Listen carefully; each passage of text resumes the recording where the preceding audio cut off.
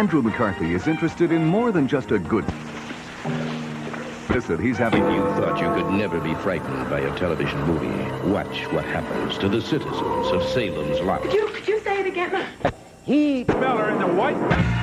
On your screen. Fuck you. Fuck Israel all day, every day. Fuck Israel till my last breath. The whole project will collapse. Keep my wife's name out your fucking mouth! Down to the taxi cab to get Elwood's things. This awful man. It's essentially a story of good versus evil. And back, every single one of the Palestinians that you murdered will be avenged. Fuck you, you colonial fucking settlers. Go fuck off back wherever you came from, you murdering psychopath colonizer motherfuckers. Fuck you, fuck Israel.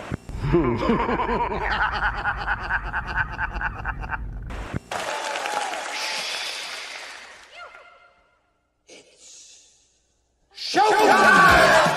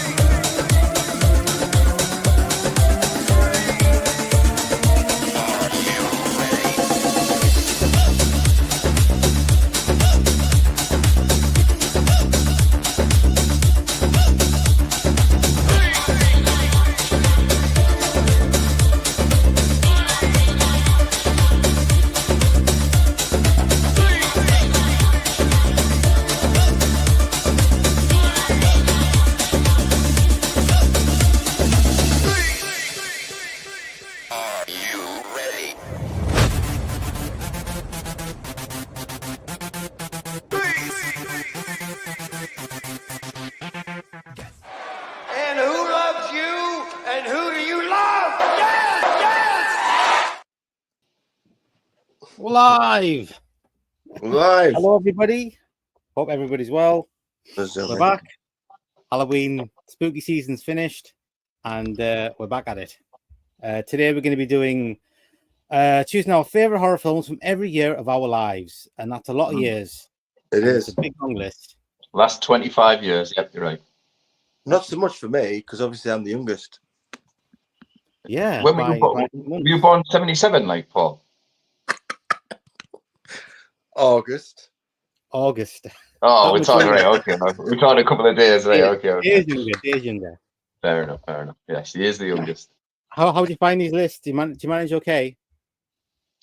Do you know what I found? I found the earlier years easy, but when I got to kind of like the 2000s and stuff like that, I struggled a little bit because I was spoilt for choices. Probably because the movies were fresh in my mind. I think. I was the same. Yeah, definitely the same. I had this thing where some years it's like you've got loads to choose from, and it's like sometimes it's like this one, and then like the last 5 years, some of my favorite movies are like it wouldn't even be like in the top 5 of one of my good years in the 80s or the 90s or whatever. That's just the way it goes. So I think we should crack straight on because we've got a lot of years to get through. So we start off with 1976, the year of our birth. We're going to have a lot the same, though, aren't we? We're going to have a lot the same, aren't we? Yeah. Yeah. Especially these first like 20 years because we were all together quite a lot of the time. And watching the same movies, and I think it's going to spread out a bit after that. Once we get to the 2000s, I think we're going to get a good spread. Let's see what we get to.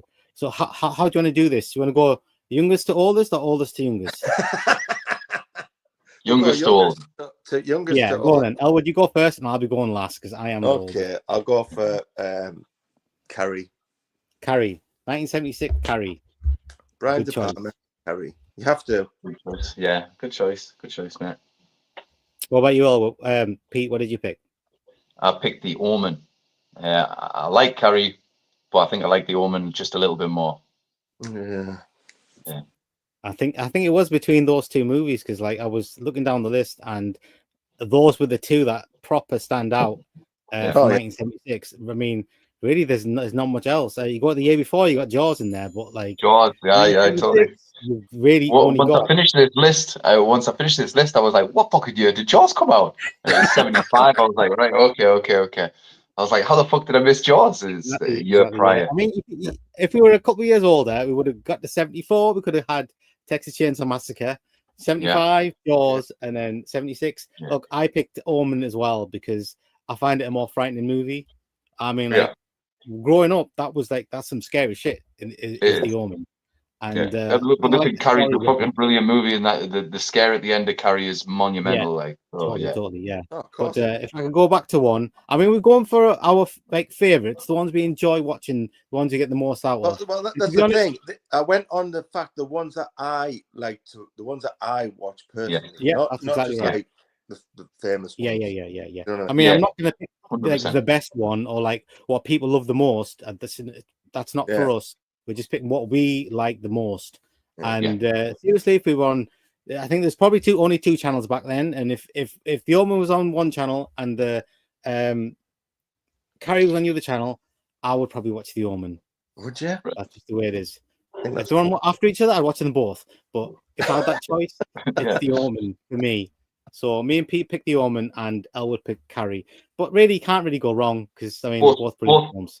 Both classic films. Both classic films. Yeah. Of course, yeah. So what I've done is I asked AI to give me a list of all the box office horror movies of each year, like which was the highest grossing. So nice. Okay. Yeah. All so right. I'll punch that up. Oh, nice. There.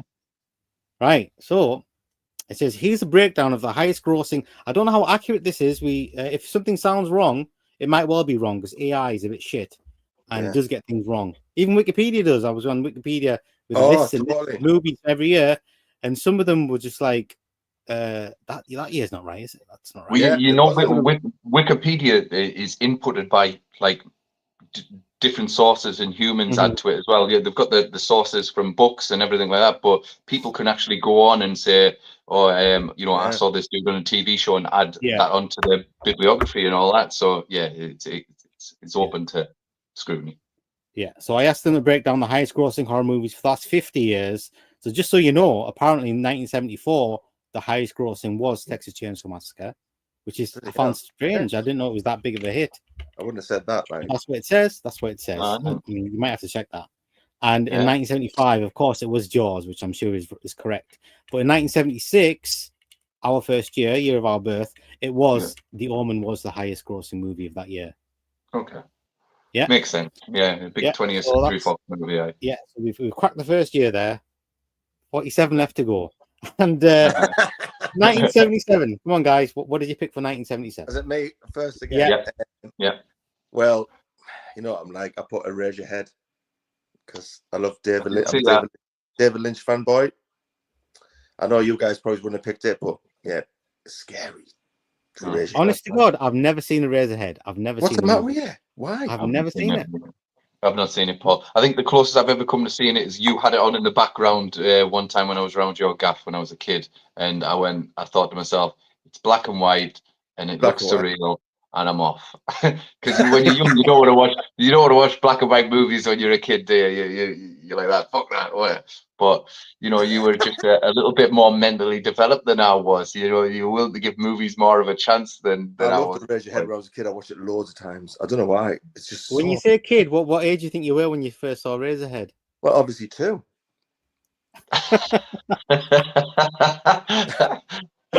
No, you were in your teens, man. I would put you at about 13, 14 when you were knocking around with a Eraserhead in your collection, right? Yeah, I loved it. I think I had the poster and everything. The poster, yeah. So when did you start getting into David Lynch then? Because was that exactly the same time Twin Peaks was started? No, it was before Twin Peaks. It was before Twin Peaks. Loved Twin Peaks and then watched all of his stuff. Yeah. So it was a Twin Peaks thing, Twin Peaks fan. That's all it was, wasn't it? And then just watch all these other movies. That's all it was. Some of the movies might be coming later in these years. Oh, wow. Yeah. Oh, nice, man. Nice. Go on then, Pete. What's your 1977 favorite horror film? I struggled with 1977. To be fair, I looked down the list and all that, and I came up with the one that had, like you said, there was only like 3 channels or whatever back in the day. And I remember watching this film when I was a kid, and it stayed with us. In fact, I can still remember it. It's still nasty.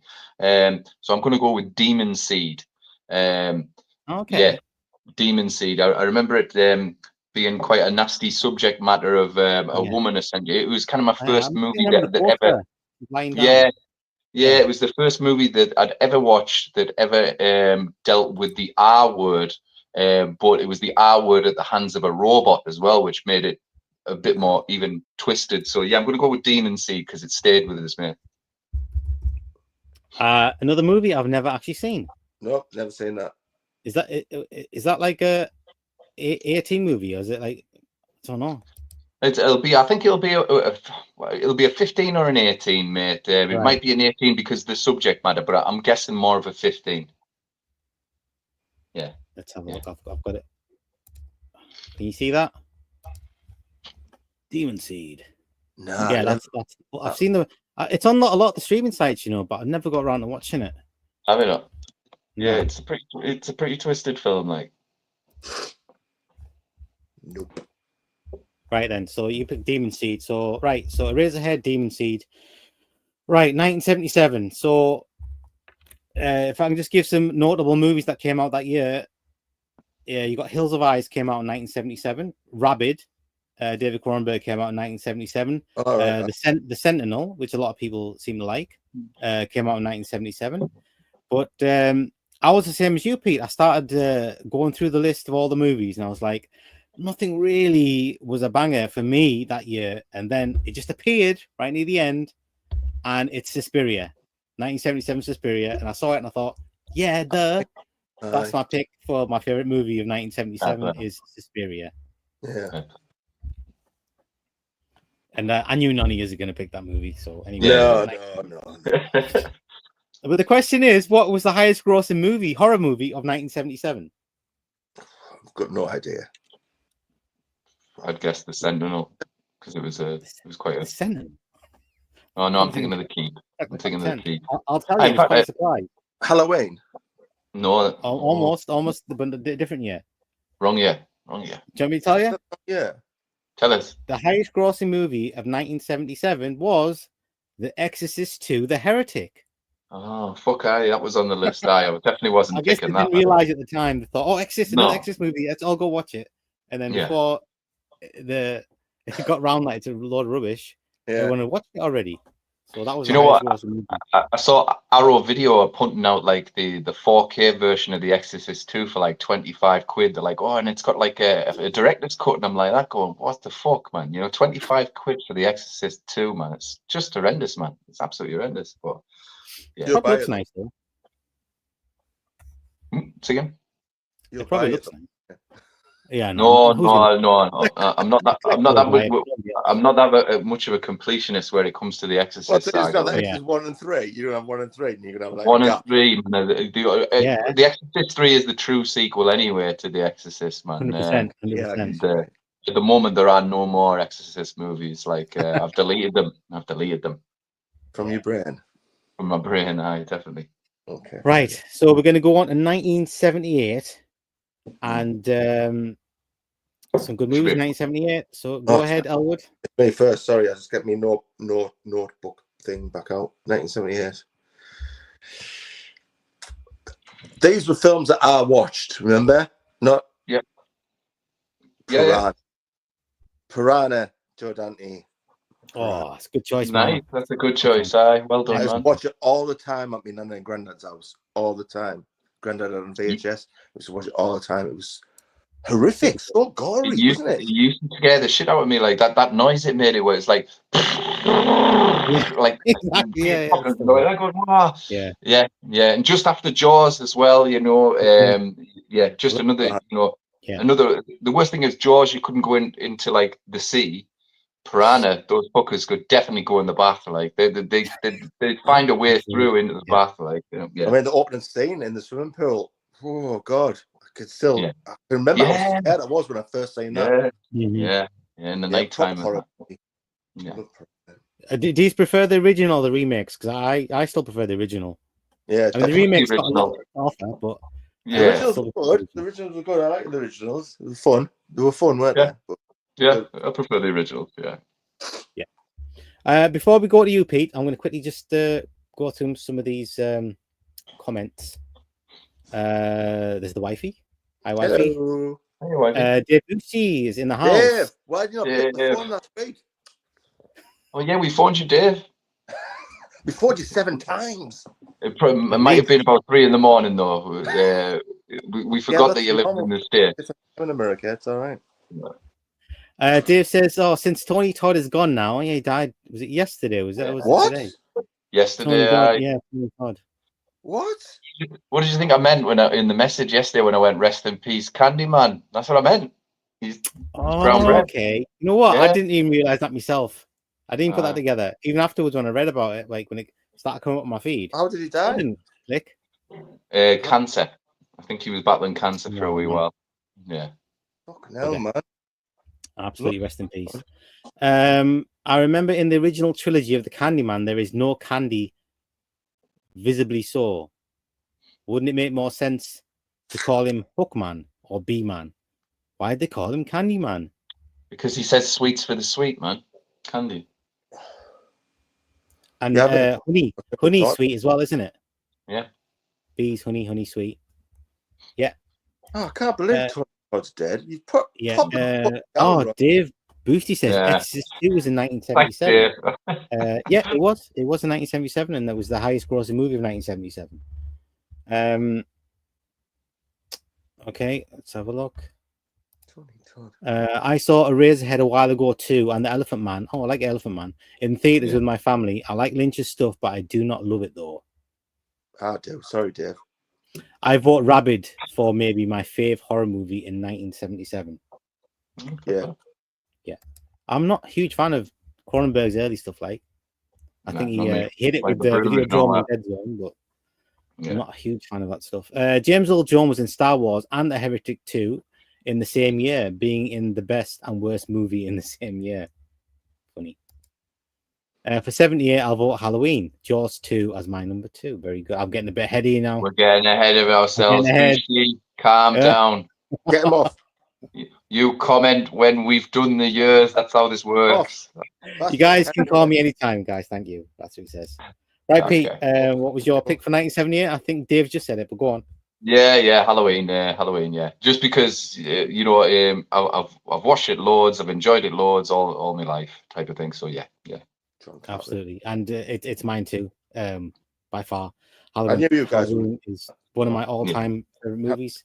Some days, if you ask me and I'm in that mood, I'll say it's my favorite horror movie, and I'll stand by it. So yeah, Halloween, without a doubt, is the best horror movie of 1978, I'd say. But the question is, what was the highest grossing horror movie of 1978? I'll just tell you other horror movies that came out in 1978. We've got Dawn of the Dead. Dawn of the Dead came out in 1978. Yeah, a lot of people would have picked that. Invasion of the Body Snatchers, Donald Sutherland version, came out in 1978. Awesome movie. Good year. And as Dave has mentioned, Jaws 2 also came out. I mean, 1978 is a cracking year, don't you think? Yeah, definitely. Yeah. So probably Jaws 2 then, if we're classing Jaws 2. Thoughts after Jaws, Right, you think Jaws 2 was the highest grossing horror movie in 1978? Let's have a look. Yeah. AI tells me that Halloween was the highest grossing horror movie of 1978. How? Nah, I don't think AI is classing Jaws 2. You might want to Google that and check that, but I would have thought Jaws 2 as well. Yeah, but, Halloween 2 was a super hit, but I don't think it was a super hit straight away. I think it took quite a while. Yeah, it was a sleeper hit. Took a while. Sleeper hit. So 1978 is out the way, and we roll on to 1979. And Elwood, what is your pick for 1979? And I'm sure everyone's going to know my pick. 1979. They're going to know, but I won't tell you. Go on. Alien. Awesome pick. Mine too. Is it Alien? Oh, very good. That's great. And I disagree. And my favorite horror movie of 1979 Is Salem's Ah, Lot by far? Wait a minute. Come on now. Isn't that a mini-series? Yeah, isn't that a TV movie, Vass? You know, right? But it's class as a movie. It's class as a movie for this game, and it's my favorite horror movie of 1979, and that's all I've got to say about that. Yeah. So other movies that came out in 1979, we've got the Amityville Horror, very very good film. The first Phantasm, which you guys a bit funny on. Tourist Trap came out in 1979, which I'm not a huge fan of, but lots of people dig that movie. Zombie Flesh Eater, Lucio Fulci came out that year. A lot of people like that movie very much as well. And When a Stranger Calls, which is a very solid, tense, atmospheric movie. Very good. But what was the highest grossing movie of 1979? Alien. Alien. I mean, I don't even have to check that one. It certainly is Alien. Right, awesome.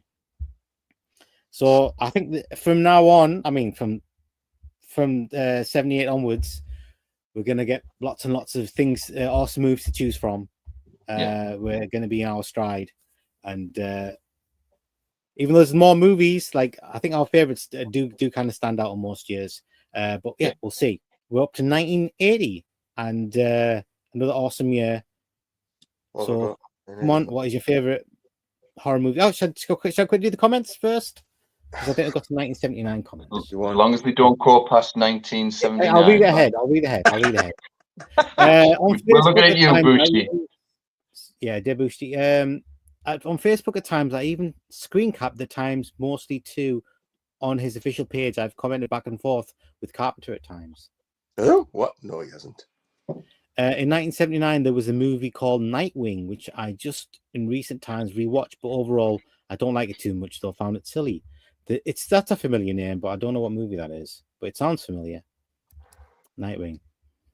And 79's vote is Alien for me. Well done, it. Prophecy I liked a lot, and it was 79, but I find Alien better. Yeah, Prophecy's it's a decent movie. It's got a nice artwork on the cover of that movie. Dutch Film Buffs in the house. All right, mate. I think you should play along with us, Dutch, because I know you're going to have some proper unique answers, and I'd love to hear them. I'm sure we all would. Yeah, definitely. And an example of that is Dutch Film Buff says 1979. It's Zombie 2. Zombie Flesh Eaters is his favorite. That's the movie, you know. I remember watching it on Channel 4. The first time I ever watched was when it came on Channel 4, and I really liked it, but I don't know, the acting's a bit. But it's got some awesome, like, striking scenes. But overall, it's not something. I don't know. I think you have to be a certain type of person to be really digging these Italian horror movies. Was Dawn of the Dead now called Zombie 2 in different territories? There's loads of them, man. There's loads of them, isn't there? I think it was called Zombie 2. You know what? I don't know. Like the Argento cut. Or maybe he means that. Maybe you want to clarify that. Yeah, Film clarify. Pete's muddied the water there with some. Sorry. It was called Zombie 2 Electric Boogaloo. Yeah, I think you're right. Dave says Nightwing had bats and David Warner in it. Oh, that sounds all right. Yes, it was called Zombie 2. Yes, of many titles. Okay, so Zombie 2 is not Zombie Flesh Eaters. Is that what we're saying? I think that's what we're saying. Yeah. It's such a cool title, Dawn of the Dead. Why would you want to change it to Zombie 2? It makes no sense. Yeah. Different countries, wasn't it? Okay, the Argento cut is called Zombie. That's why the Fulci cut came out as Zombie 2.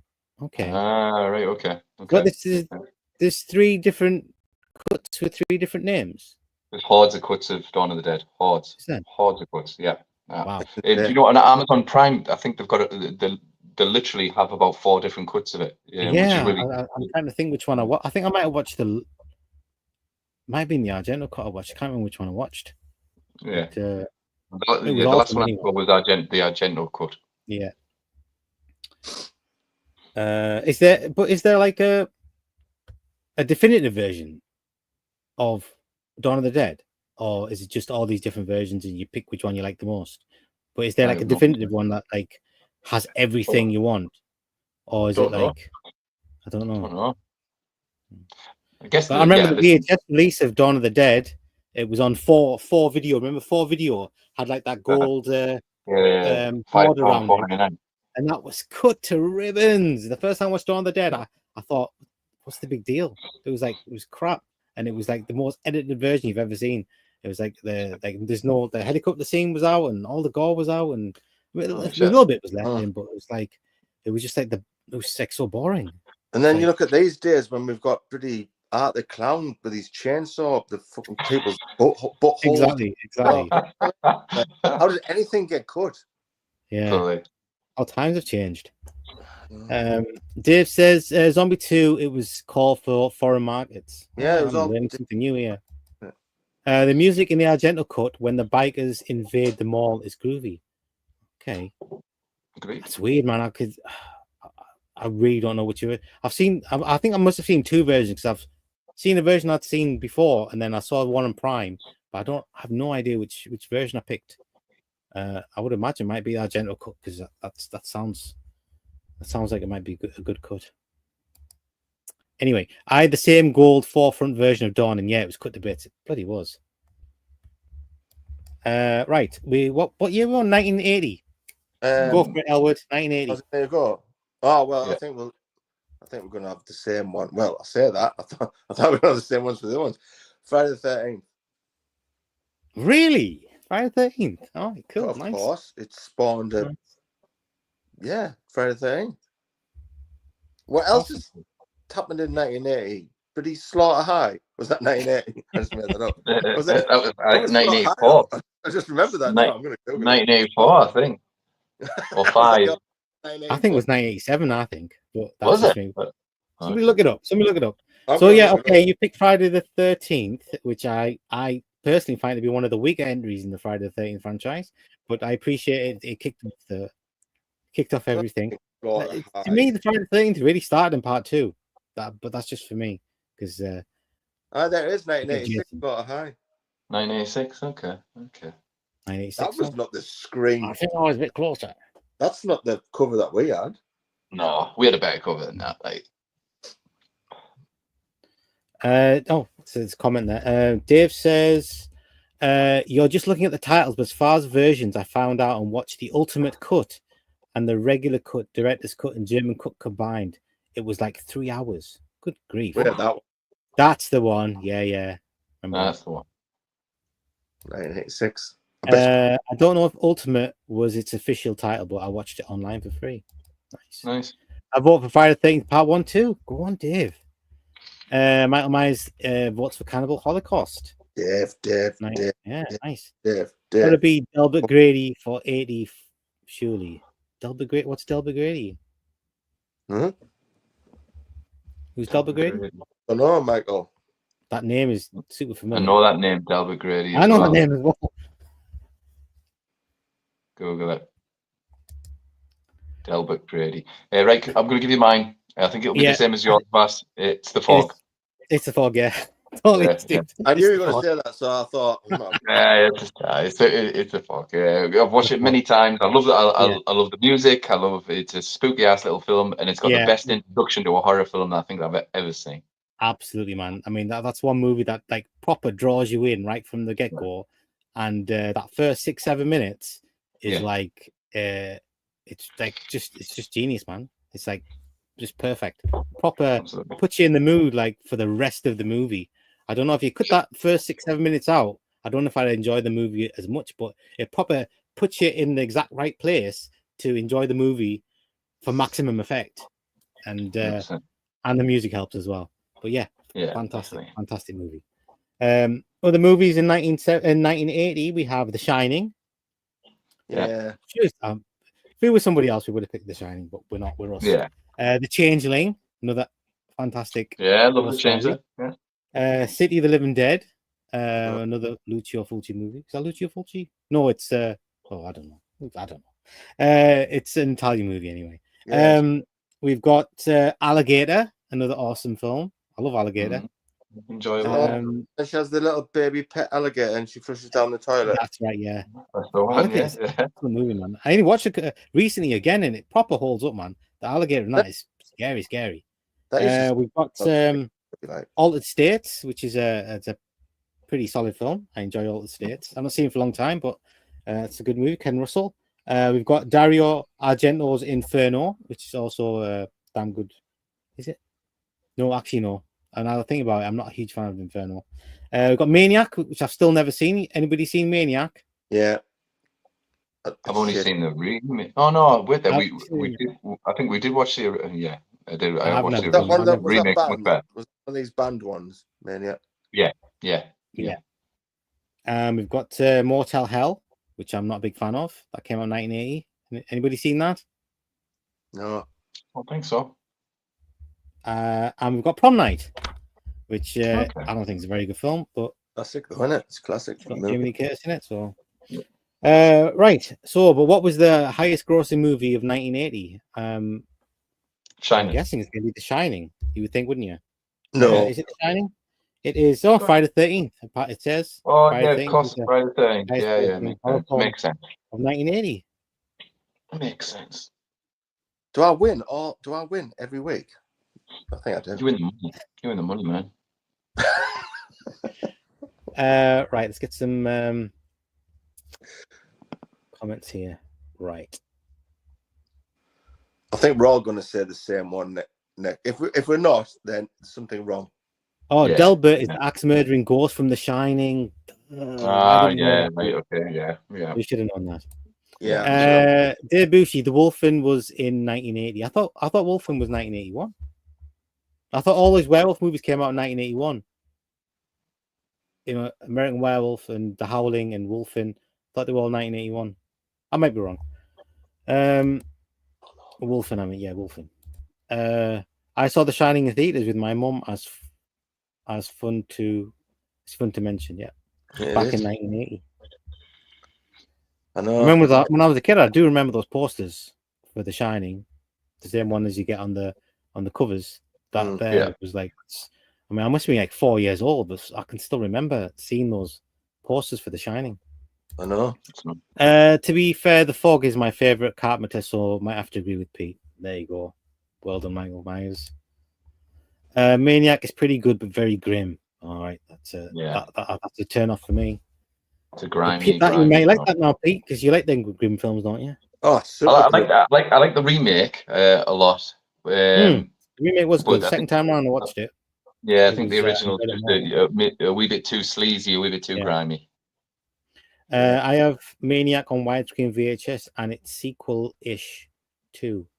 I think Dave's talking to his phone again, isn't he? Motel Hell is like Texas Chainsaw Massacre, but shite. So the one where they bury bury them in like a field, people kill them and bury them in the field. I think if it's that one, I might have seen that one. I ain't seen it. Dutch Film Buff says I also like City of the Living Dead and Terror Train from 1980. That's another one I never got into Terror Train. Sorry, Dutch Film Buff. Nice. Motel Hell was fun. 8 out of Boosty 10. I'll vote for Friday 13th Part 2. Oh, he's getting ahead again. Dave's getting ahead again. Rock him. Can't even answer his phone. So, right, we're going to move on to 1981. Another really, really strong year. Should we all just say it at the same time? Because I think we've all picked the same movie here, surely. No. Let me check. All right, on 3. 1, 2, 3. American Werewolf in London. Yeah. We did well there. Right. Yeah. That was pretty in sync. That was good, man. Should form a band. Yeah. That's yeah. I mean, to be honest, it's a fantastic film. Can't really say anything bad about it. No. It won an Oscar for God's sake. A bit too much nudity in there, but other than that, it's almost perfect. Nudity. And got great jump scares and great werewolf design, great everything. Oh, jump scares, yeah. Other movies in 1981, we've got Friday the 13th Part 2, as Dave Bushy just mentioned. Yep. We've got The Howling. Halloween 2 came out in 1981. Evil Dead was made in 1981, the original Evil Dead. And shocking. Lucio Fulci's The Beyond, which is my favorite Lucio Fulci movie, also came out in 1981. It's on Prime. The question is, sorry, say again? I think the Beyond's on Prime, isn't it, at the moment? I'm not sure, but if it is, you guys should check it out. It's proper good movie. I haven't seen it. What is the highest grossing horror film of 1981 according to AI? It's got to be American Werewolf, isn't it? Oh no, it'll be Friday the 13th Part 2. Yeah, and American Werewolf London was the cool. grossing horror film. Okay, happy days. Right. 1982, another very, very strong year. Yeah, should we all just say it together? Because I think we're all going to pick the same one here. I wasn't going to, Peter, because I was trying to find something that was a bit different, but I couldn't. 82 is a good year. Yeah, I remember it being a good year, but should we do 3, 2, 1 again? Because we've definitely all picked the same movie here, right? Go on then. Okay, 3, 2, 1. The Thing. Poltergeist. What?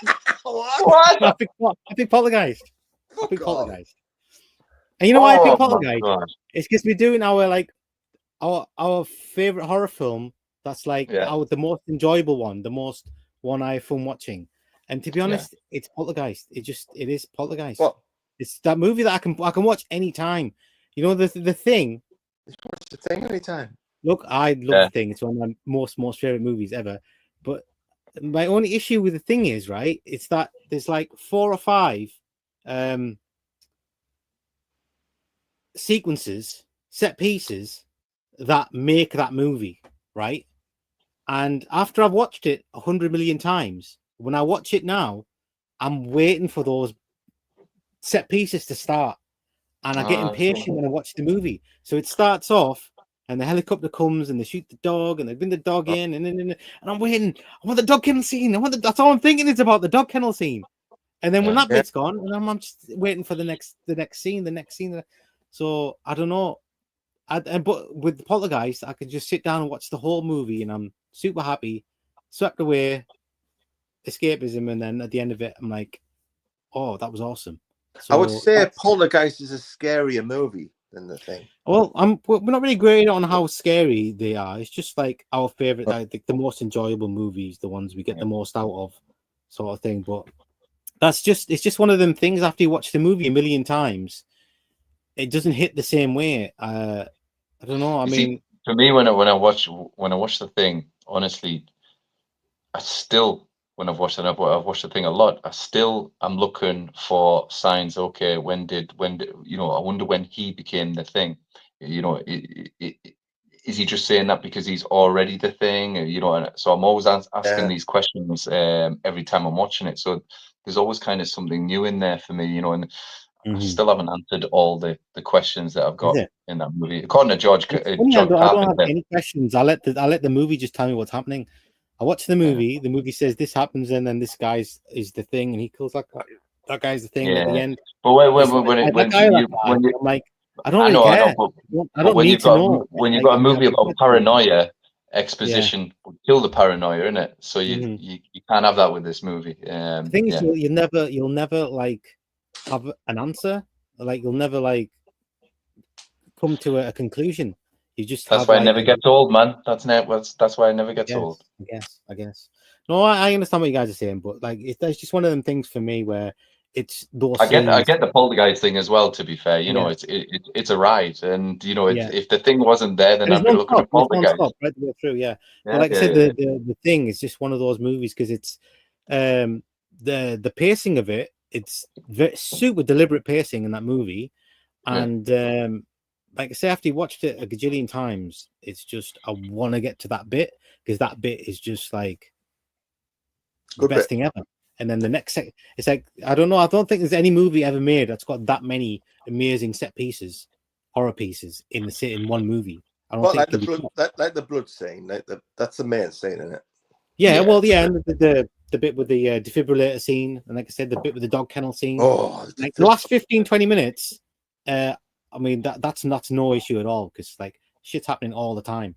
But like I said, it's just it's because of that pacing. It takes me up to the 100th viewing, but after that, it just hits a little bit different for me, and I just honestly, I'm still trying to suss out who left McCready's light on in his cabin. You know, after all these years, I still don't know the fucking answer to that. Who the fuck? And who got McCready's pants and stuffed him in the laundry and that, so everybody could find him, thinking he was the thing and that. These are questions that have not been answered yet. Like, and I'm determined to find out. According to Carpenter, the answers are there in the movie, and I'm like, all right. Okay. Well, he would say that, wouldn't he? Yeah.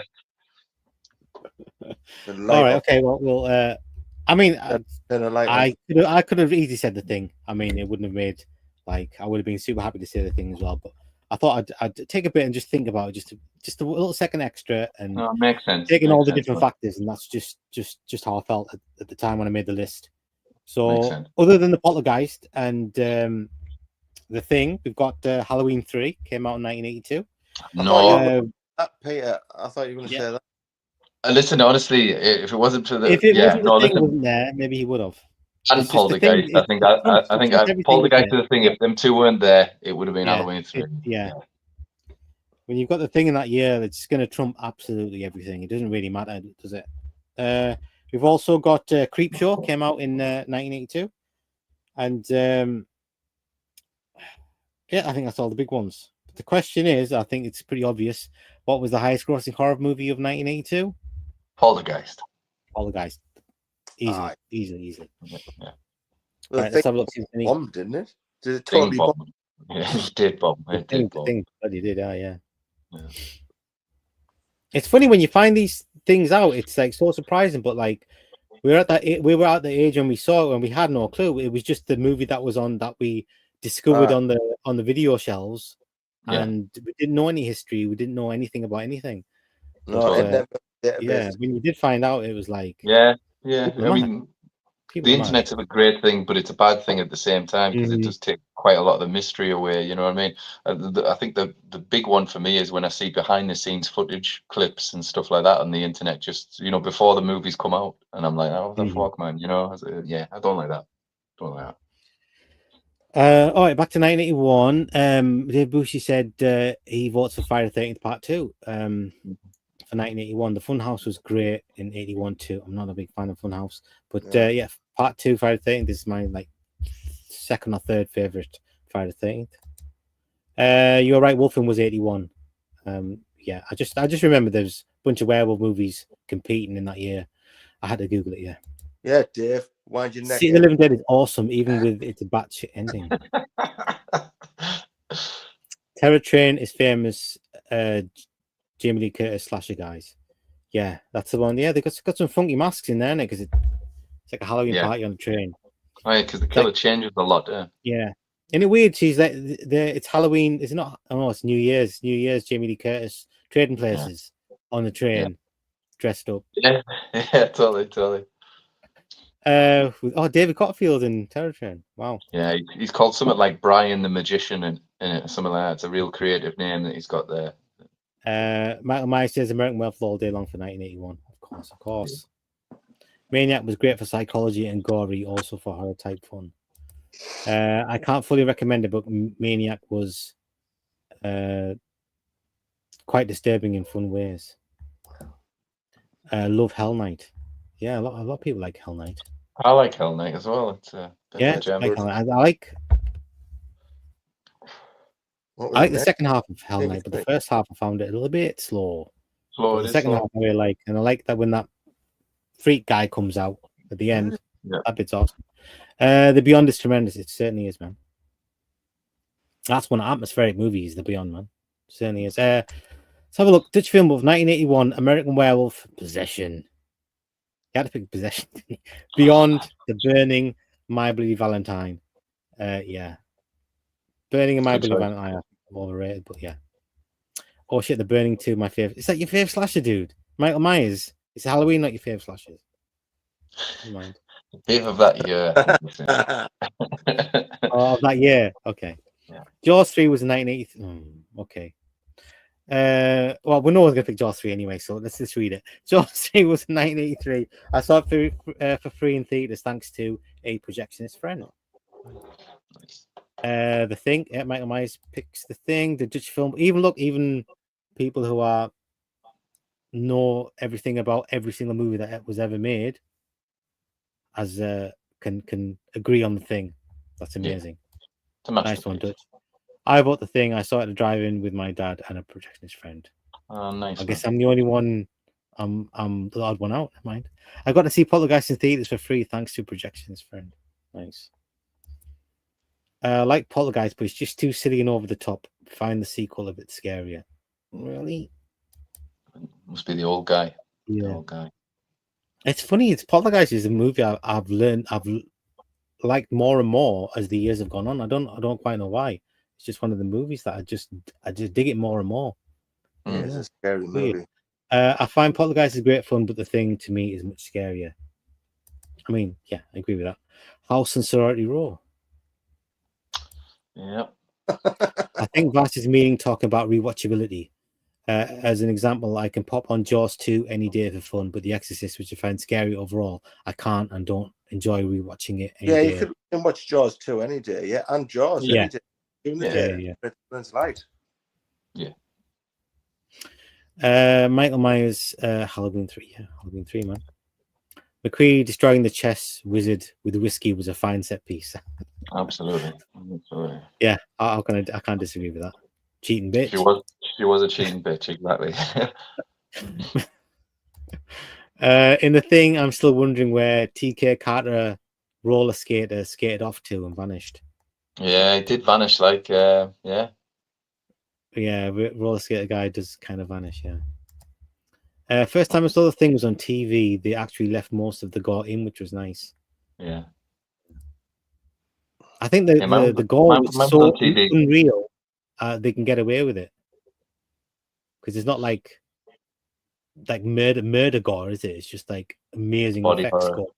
Yeah. I've tried to get in Possession a few times, but it's just migraine inducing. I haven't even tried, but I probably should at some point. The Burning you won't like it, Bass. I'll tell you that right now. You won't like it. Yeah. You know me too well. Yeah, you won't like it, Bass. I'll tell you. The Burning has it all: amazing gore, suited music, likable characters, wipes the floor with Friday the 13th. I tell you what, The Burning's got. It's got a super boring first 2/3, is what it's got. When was The Burning? What year was that? 2/3 is fucking boring, in my opinion. 81 was it? The Burning or 82? Yeah, it was in 1981. Yeah, 1981. The Chess Whiz machine's voice was Adrienne Barbeau. It was. Yeah, nice. Right, so we move on to 1983. Right, 1983. Yeah, I'm looking at this, and this is it's kind of a half strong year, isn't it? Yeah. I think I know what Peter will pick.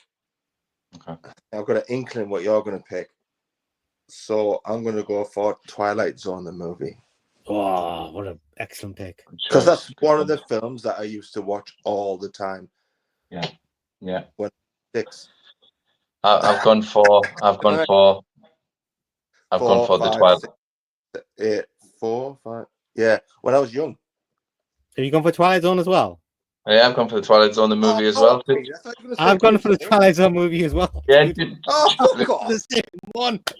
Yeah, Twilight Zone, the movie. It's just I've watched it that many times. I've had fun with it. I can keep having fun with it. You know, I've even got to the age where I'll even tolerate Kick the Can now. I even enjoy that one. Kick the Can, man. I've got to follow Kick the Can. Christine, what's the matter with you? I know. But no, listen out. You know, I find the last act of Christine a bit of a letdown. To be fair, like the final showdown. But yeah, it's Twilight Zone for me. Like you know, you want to see something really scary, and you know, 2 kids died on it, and you know, I watched that whole Vietnam thing now just with my fucking mouth open, you know, because you know the backstory and so it's. There's comedy in there. There's everything in there. It's a great film. Yeah. I mean, the best one without a doubt. Apart from, I mean, the wraparound's amazing in its own way, but like the last one with John Lithgow is clearly the best of all the stories. Like, of course. I mean, just for that, seriously, just for that alone, it's my favorite horror movie of 1983. Well, the original one was brilliant as well, wasn't it? Yeah. It is good. Yeah, it is good. Yeah. But yeah, clearly that one is really good. Even though it's the quality is up and down with the stories, but like you got such a strong wraparound, and you got that last one is so strong. And I mean, the only one that lets it down is Kick the Can, but it's fine. It's all right. I don't mind it, but like if Kick the Can, I have many times literally just watched that last one and got my fix just from watching Thingy at 20,000 feet, whatever it's called. Yeah. What is it called? That Horror at segment? 20,000 feet. Something like that. Yeah, something like that. But whatever it is, yeah, that's I did pick that. That's amazing. We all picked that one. The William Shatner one was brilliant, though, wasn't it? Yeah, it was. It is, yeah, but it doesn't hit the same way as Twilight Zone the movie. But yeah, it is good. I just love that one. So other movies, I don't think we could have found another 3 people who would pick together. No, Twilight Zone the movie. I thought it was big different. That's really good, man. So we got the Dead Zone. Now that I said Jaws 3D. Just yeah, we've got the Dead Zone also in 1983, and I would say Christine. Now it says here Videodrome and the Dead Zone came out in 1983. That's what Wikipedia says. But is that right? Yeah, but you got to think sometimes, especially with the release dates. You know what I mean? If a movie comes out in like December in America, and sometimes we don't get movies over here until like 4 months later. Yeah, absolutely right. I had the same problem, especially like this year, Late Night with the Devil. Okay, so it actually was made in 2023, but it came out this year. But it was made in 2023, and same with Godzilla -1. It's a 2023 movie, but we all saw it in 2024. So I would consider it a 2024 movie. Yeah, that makes sense. I would always go release. Yeah, I would always go release for sure. Yeah. So the thing is, the old movies, we never saw them when they came out anyway. So all we can go by is the year it was made. That's all we can really go by. But when we get further along, if when we watch them as they were released, then we can pick and choose as we want, isn't it? But I know what you mean. It's exactly. That was a bit funny. Was there anything else in 1983? Psycho 2 was also, which is one of my favorite slashes. I love Psycho 2. But which one was the highest grossing horror film of 1983? Psycho 2. Not the Twilight Zone. We'll see. I don't remember. Let's have a look. We've got 1983. It was Cujo. Was the highest grossing horror movie. Yeah. Makes sense. That's surprising. Are you surprised? I'm surprised. I thought Christine would have been. Yeah. Christine. Wow, a lot of Stephen King's in 1983, dude. Dead Zone, Christine, Cujo. Wow, what's going on there? How did Christine not make more money than Cujo? No idea. Yeah. Everyone monster movie versus car. And plus, I think Cujo probably got a 15 certificate where I think maybe Christine was a little bit ahead because I had the C word in her. You didn't have many movies with the C word in it back then. Yeah, you get an automatic 18 back in the day for a C word. Like, Michael Myers says Cujo maybe or Christine. Excellent picks. What a great year 1983 was. I saw Christine in theaters for free thanks to a projectionist friend. My vote for 1983 is Videodrome. Oh, Howard Dutch film. Both. No one likes that film. No, I like that movie. It's an excellent movie. Super. Really? It's like a really short movie as well. Is it? But, yeah. Starts off a bit iffy, but once it gets into it and the story proper carries it. I've never seen Twilight Zone, just heard the horror stories. Twilight Zone the movie's wicked, man. Michael, get watching it now. Videodrome, good too. And running up, surprisingly, is Psycho 2. Yeah, I love Psycho 2, man. That used to scare the crap out of me when he used to come on TV. I vote Christine, The Twilight Zone, great recreations of the show, but I don't find it overall a horror movie, more of a sci-fi movie to me. There's a lot of, there might be some more sci-fi coming. Yeah. I kind of disagree with that, because even the one with a kid who anything he thinks of happens. That there's a lot of horror imagery in that episode, isn't there? The girl with her face taken off and the Dan Aykroyd thing and horror than a sci-fi. The Dan Aykroyd thing in the car is nightmare fodder. It's nightmare fodder. Talking about Dan Aykroyd in a horror movie, just Yeah. What? Mind blowing. Exactly. For God's sake. Exactly. Dave Boosie said he saw Psycho 2 twice in the theaters for free. He loved that too, but it's tied with Christine as his pick. I do like Cujo a lot. You know they're gonna remake it one day with dog shit CGI, no pun intended. I mean, look, just take 1983 for instance. I mean, the amount of good movies and all these years, like for the past 3-4 years, on this list, it's like any one of those movies would probably beat out any movie in the past 5 years or something, or come close. Yeah, and they're not even the ones you've picked. Yeah, but like the ones I've picked in the past 5 years, I'm sure I would prefer one of these movies that I haven't picked here. If I could pick it up, it was good. put it on that side. Yeah, definitely. I saw Godzilla -1 in the theater. My friend took me to it as a New Year's Eve day last year, December 31st. Well, it did get released last year. I read and still have the book novel of Videodrome. But the Twilight Zone, I think, as a whole, is considered science fiction. Well, it's funny to say that because I watched a video yesterday, and it was like millennials. It was like a Halloween special, and they were asking millennials about horror movies, how much they know, and they would just went through loads of lists, asking them to pick the top 10 best villains, horror villains, this, that, and you had to like try to think of as many as they could. And the one for best horror TV show, number 1 was Twilight Zone. I think number 2 was like Hannibal or something like that. I don't know. Never seen it. But yeah, number 1 was Twilight Zone was the best horror TV show of all time. The old one. The old one, yeah. I'm guessing the old one, yeah.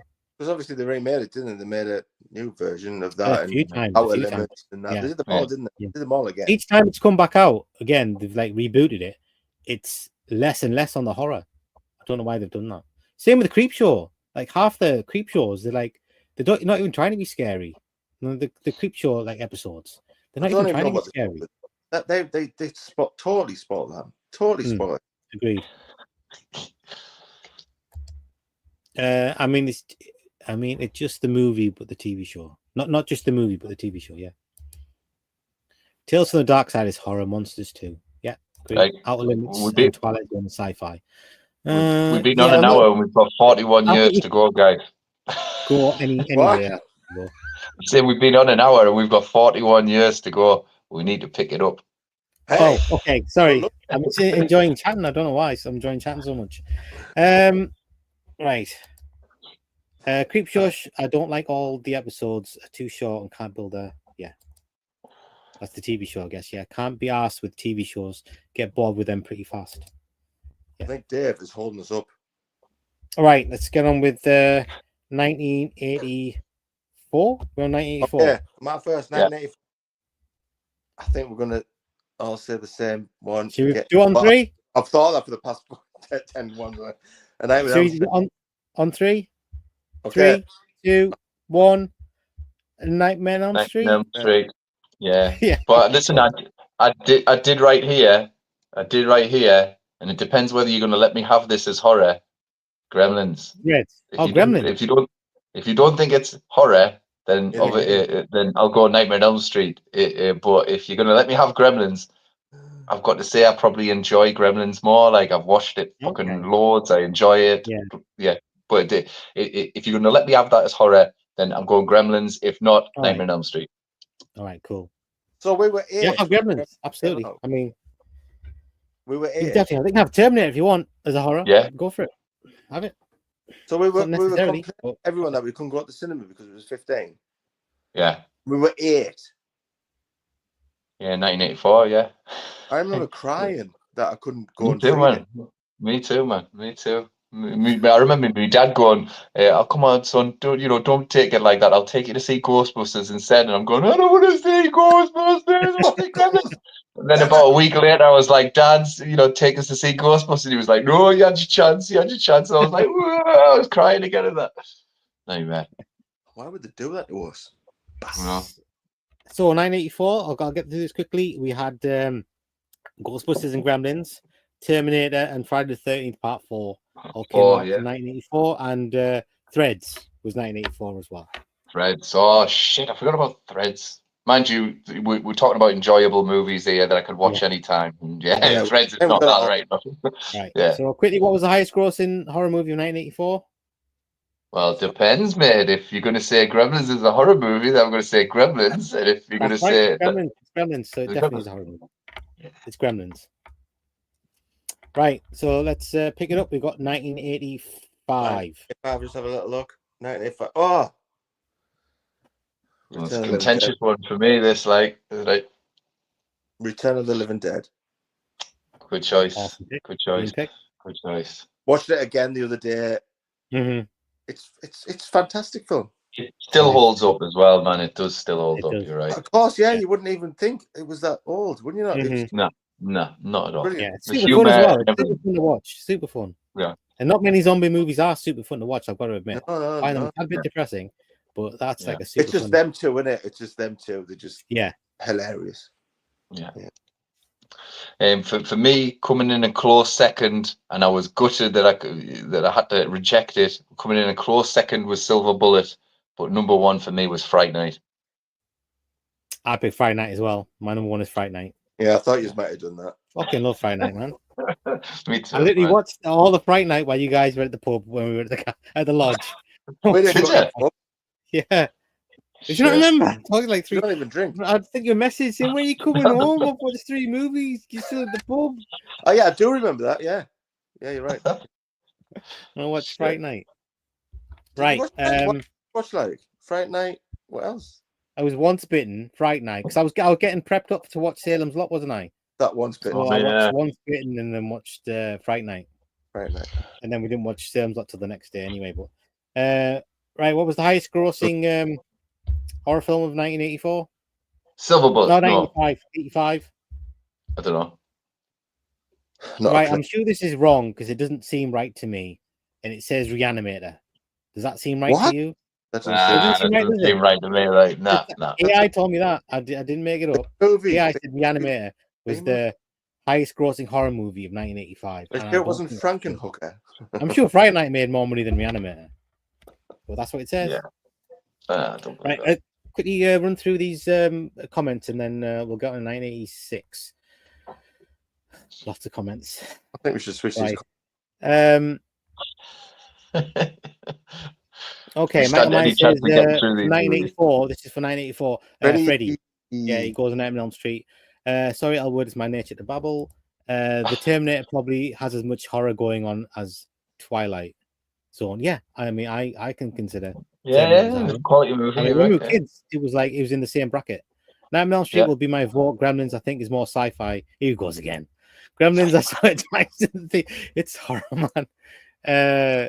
The first day it opened, we saw it. Played both times. Ghostbusters definitely has horror going on too. Yeah, I mean that one's iffy. That one's iffy. But I consider it horror. I mean, I'll take it. Friday the 13th Part 3 was great to me. Night of the Comet. Yeah, good pick. That was so bad. Threads is a real blast, Michael Myers says. My vote for 1984 is Firestarter, then Gremlins, and then Nightmare on Elm Street. Big outsider for me is Razorback. Razorback is an awesome film. Razorback is Firestarter, though. Firestarter. Yeah. Firestarter. It's an enjoyable movie, but it's not like a really good movie. No, I prefer the remake. You and nobody else. Totally, man. I'm quite surprised that he likes Firestarter. Is it because it got George C. Scott in it? I don't know. Who knows? Michael Myers. To be fair, I like Children of the Corn a lot. Always found it creepy. Yeah, a lot of people hate Children of the Corn, but I like it very much.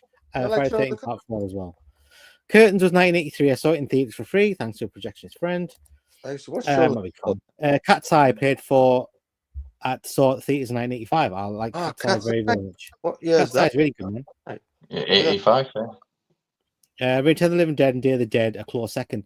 Day of the Dead, yeah. Day of the Dead, yeah.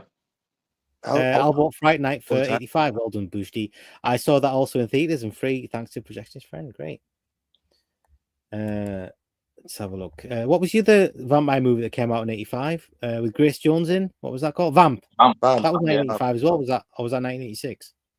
I don't know, but yeah, she was definitely. Talking about 25 years to get around to watching Vamp, and she was fine.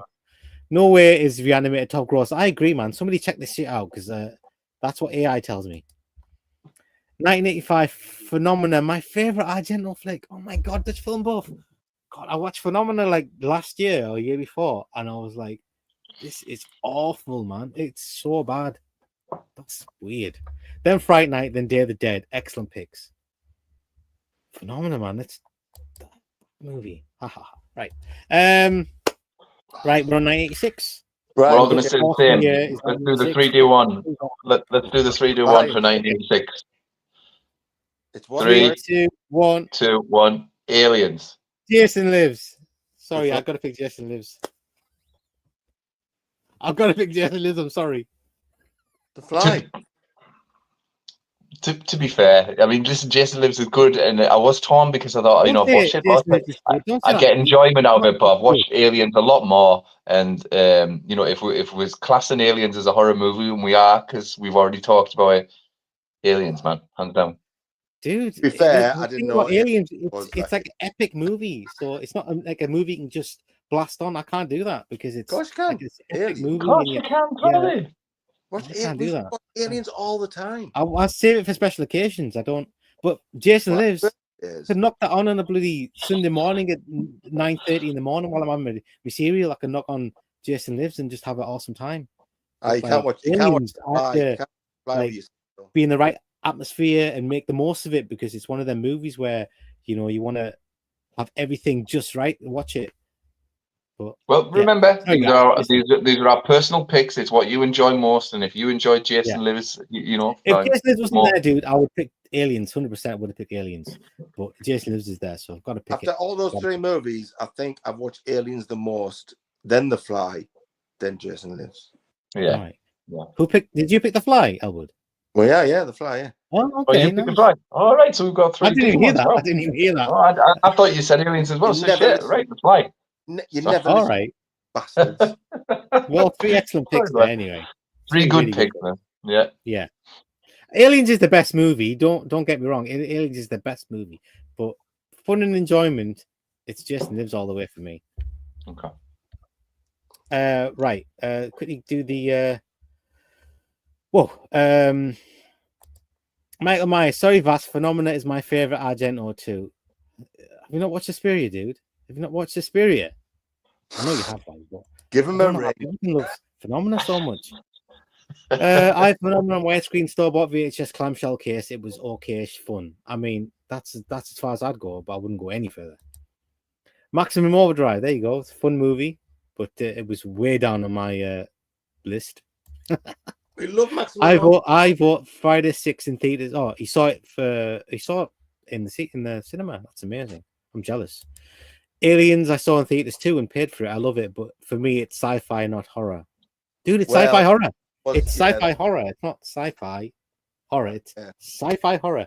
Boom, symbols. There's nothing horror about creatures bursting out your chests and killing people. Yeah, that's why I asked. I asked if we were allowed science fiction horror. Yeah, you said it was all right. Aliens to me, if you count it as a horror, why wouldn't you? Why wouldn't you pick? I don't understand why you wouldn't count it. No, it's got action in there, and it's got sci-fi in there, and it's got horror in there, but it's like it's equally all 3 things. It's like so you could easily call it sci-fi action horror, and it's still horror, it's still sci-fi, still action, but any and all. And Fly, Dutch film. Oh yeah, and The Fly, of course, yeah. And The Fly was not a movie I can just watch anytime. I've got to say, it's not. I cannot watch it anytime. It's icky as anything, that movie. It's a bit too icky for me, actually. But I love it. It's an amazing movie, but it's just one I have to pick and choose the right time to watch that film. Wait there. When was The Fly 2? Have I got The Fly 2? It's in a couple of years from now. 88, wasn't it? Yeah, Aliens is awesome, but you have to commit it to put it on. Yeah, there you go. Sorry to separate horror from sci-fi, but I can't help but think of how this is overall horror compared to sci-fi. Shouldn't have put that. Does anyone? I was close. But sci-fi. Sorry, Crit is a sci-fi. I think I've got Ghoulies somewhere. So The Fly is a good one. I've only got to college. Yeah. I want a projectionist friend. We all need a projectionist friend. Oh, Aliens, I'd safely class as horror with plenty of action chucked in, and the best character name ever. Spunkmeyer. Agreed. Favorite. Spaceship lasers to aliens are to me sci-fi. Yeah, maybe you should have Is there lasers in Aliens? only to melt the doors open, but that's more welding rather than lasers. Yeah, there's no lasers in. There's It's no not Star Wars, dude. And robots. It does have robots, right? You know. Yeah. Oh, okay. The Fly gave me PTSD. Yeah, exactly. Yeah. Do you want to? I also saw The Fly in theaters for free, thanks to Projectionist Friend. Right, let's go to 1987. Oh, what was the highest grossing horror film of 1986? Aliens. Gotta be. Yeah, I'm sure it is, but let's see what AI says. AI says Little Shop of Horrors. AI wrong, man. No, honestly, that was so popular with everyone. Obviously, kids could watch it. It wasn't. Yeah, maybe it is. Maybe it is. It wasn't, man. Honestly, Little Shop of Horrors did not beat Aliens, man. Aliens was a phenomenon, man. It was a box office smash. It got like a royal premiere as well, didn't it, over here? Yeah, like the royal premiere. Yeah, probably the best royal premiere there ever was bloody Aliens. Right, 1987. Okay, apparently one of the best years ever in horror, I'm told. So right, I'm sure you've got to all pick the same thing here. Have to. On 3, 2, 1. Evil Dead 2. What did you say? Creepshow 2. Creepshow 2. It's not Creepshow 2. Mind you, thanks for the ride, lady. Yeah, fair play. What did you say, like? Evil Dead 2. Evil Dead 2. Did I tell you what? At first, when I started scrolling down the list of movies, I saw Predator there. Because it went out of my head that Evil Dead 2 was that year, and I saw Predator, and I was like, nothing's gonna be fucking Predator. And then I saw Evil Dead 2, and I was like, oh, I fucking love Predator. But yeah, it's a shame, isn't it? It's a shame when there's so many good movies in that one. I would have picked Evil Dead 2, but I thought I had to, for the channel's sake, I had to pick Creepshow. We've talked about it for at least. Yeah, right. We don't really talk about it. Yeah. Also, in 1987, you had The Lost Boys, which I'm sure many people would have picked Lost Boys. I would have thought you'd pick Lost Boys, Paul. I didn't know that. Angel Heart, Bad Taste, The Gate, Hellraiser, Nightmare on Elm Street 3, Dream Warriors, The Hidden, Predator, Monster Squad, Retribution, Prince of Darkness. I mean, in any year, Prince of Darkness would have made it for me, but unfortunately, it came out in 1987, and Evil Dead 2 is going to get it. What a year! Any other year, it might have had it. Great, Prince of Darkness. Yeah. I think that might be the best year so far. Put a little asterisk next to that year, Vass, and if we find a better year later on, at the end we can say what's the best year. And I think 87's was it 87, yeah? Yeah. Yeah. So 87's winning so far of best years, yeah? Right. Right, I'll quickly do the comments and then we'll pick the highest grossing. Right. Debussy Jaws 4 was in 1987. I saw that for free in theaters. And that's on nobody's favorite horror film of the year. Little Shop did well, but surely Aliens. You would think so, wouldn't you, mate? You would think so, but that's what AI tells me. Vote Hellraiser for 87. Yeah, Debussy's the big Pinhead fan. Lost Boys, and Hellraiser. I saw Lost Boys for free in theaters too, thanks to my projection. What a year! What a year! Yeah. Good, yeah. My dad took me to Predator in theaters. Yeah, nice. Oh, shout! Changed my mind. Predator. There you go. He's changed from Lost Boys to Predator. Vote for 1987. 1, Lost Boys. 2, Terror at the Opera. And 3, Evil Dead 2. No, the acting in Terror at the Opera is awful.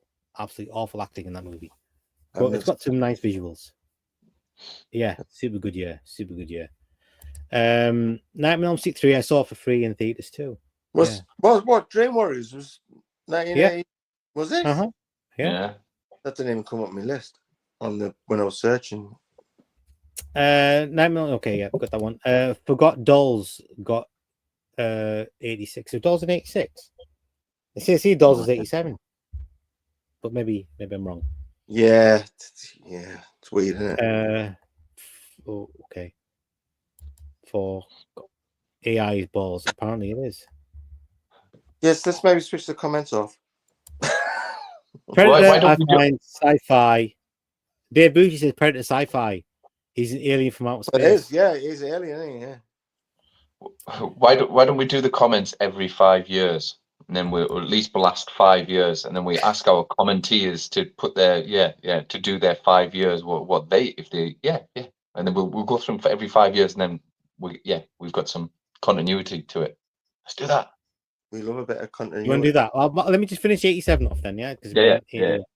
Opera is Argento's last really decent one. Yeah, I'd agree with that. But it ain't that good. Not wooden acting, it is the dubbing. Oh, is that what it is? Okay. I shall learn Italian immediately and watch the original version. I think I watched a film the other night. I think it translated to Oblivion. I think that's what it called. And when the killer's going to get people, like for no reason at all, or maybe I just didn't get to the end of the movie. Like there'll be a woman, she's getting stalked by the killer, and all the blooming neon lights come on, the usual, and she'll like have a mask on where she's just got a big eye for a head. It's just fucking, and I think that's what I can't get away with, like with Argento movies, is the so like surreal, and it takes me out of it. If that makes any sense, it takes me out of it. Mm-hmm. Hey, Patrick, normally at the start of these streams, right, you always like ask us what we've seen this week, and you haven't. Yeah. Because I knew we had a long list. I thought we'd just get cracking on. Okay. Yeah. If we're going on too long, we can do half now and do half next week. We'll split it in two. It's not a big deal. Okay, yeah. Yeah, we'll just see how we get on. Okay. It's hour and 15 so far, and we're literally still in the 80s. We'll have to make it 2 hours. Yeah, 2 hours. You always said you want to be 2 hours, didn't you? That's what you've always said. Yeah. Michael Myers, honorable mention for Silent Night, Deadly Night 2. I don't know if I've seen that. I like the first one. I like the first one.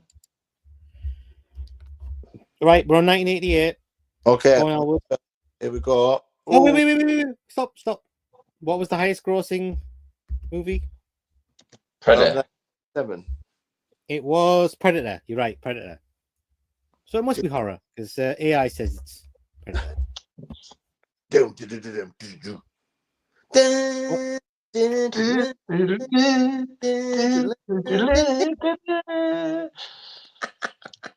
Go ahead. That song. I wish that was a ringtone. I was just thinking the same thing. In the morning.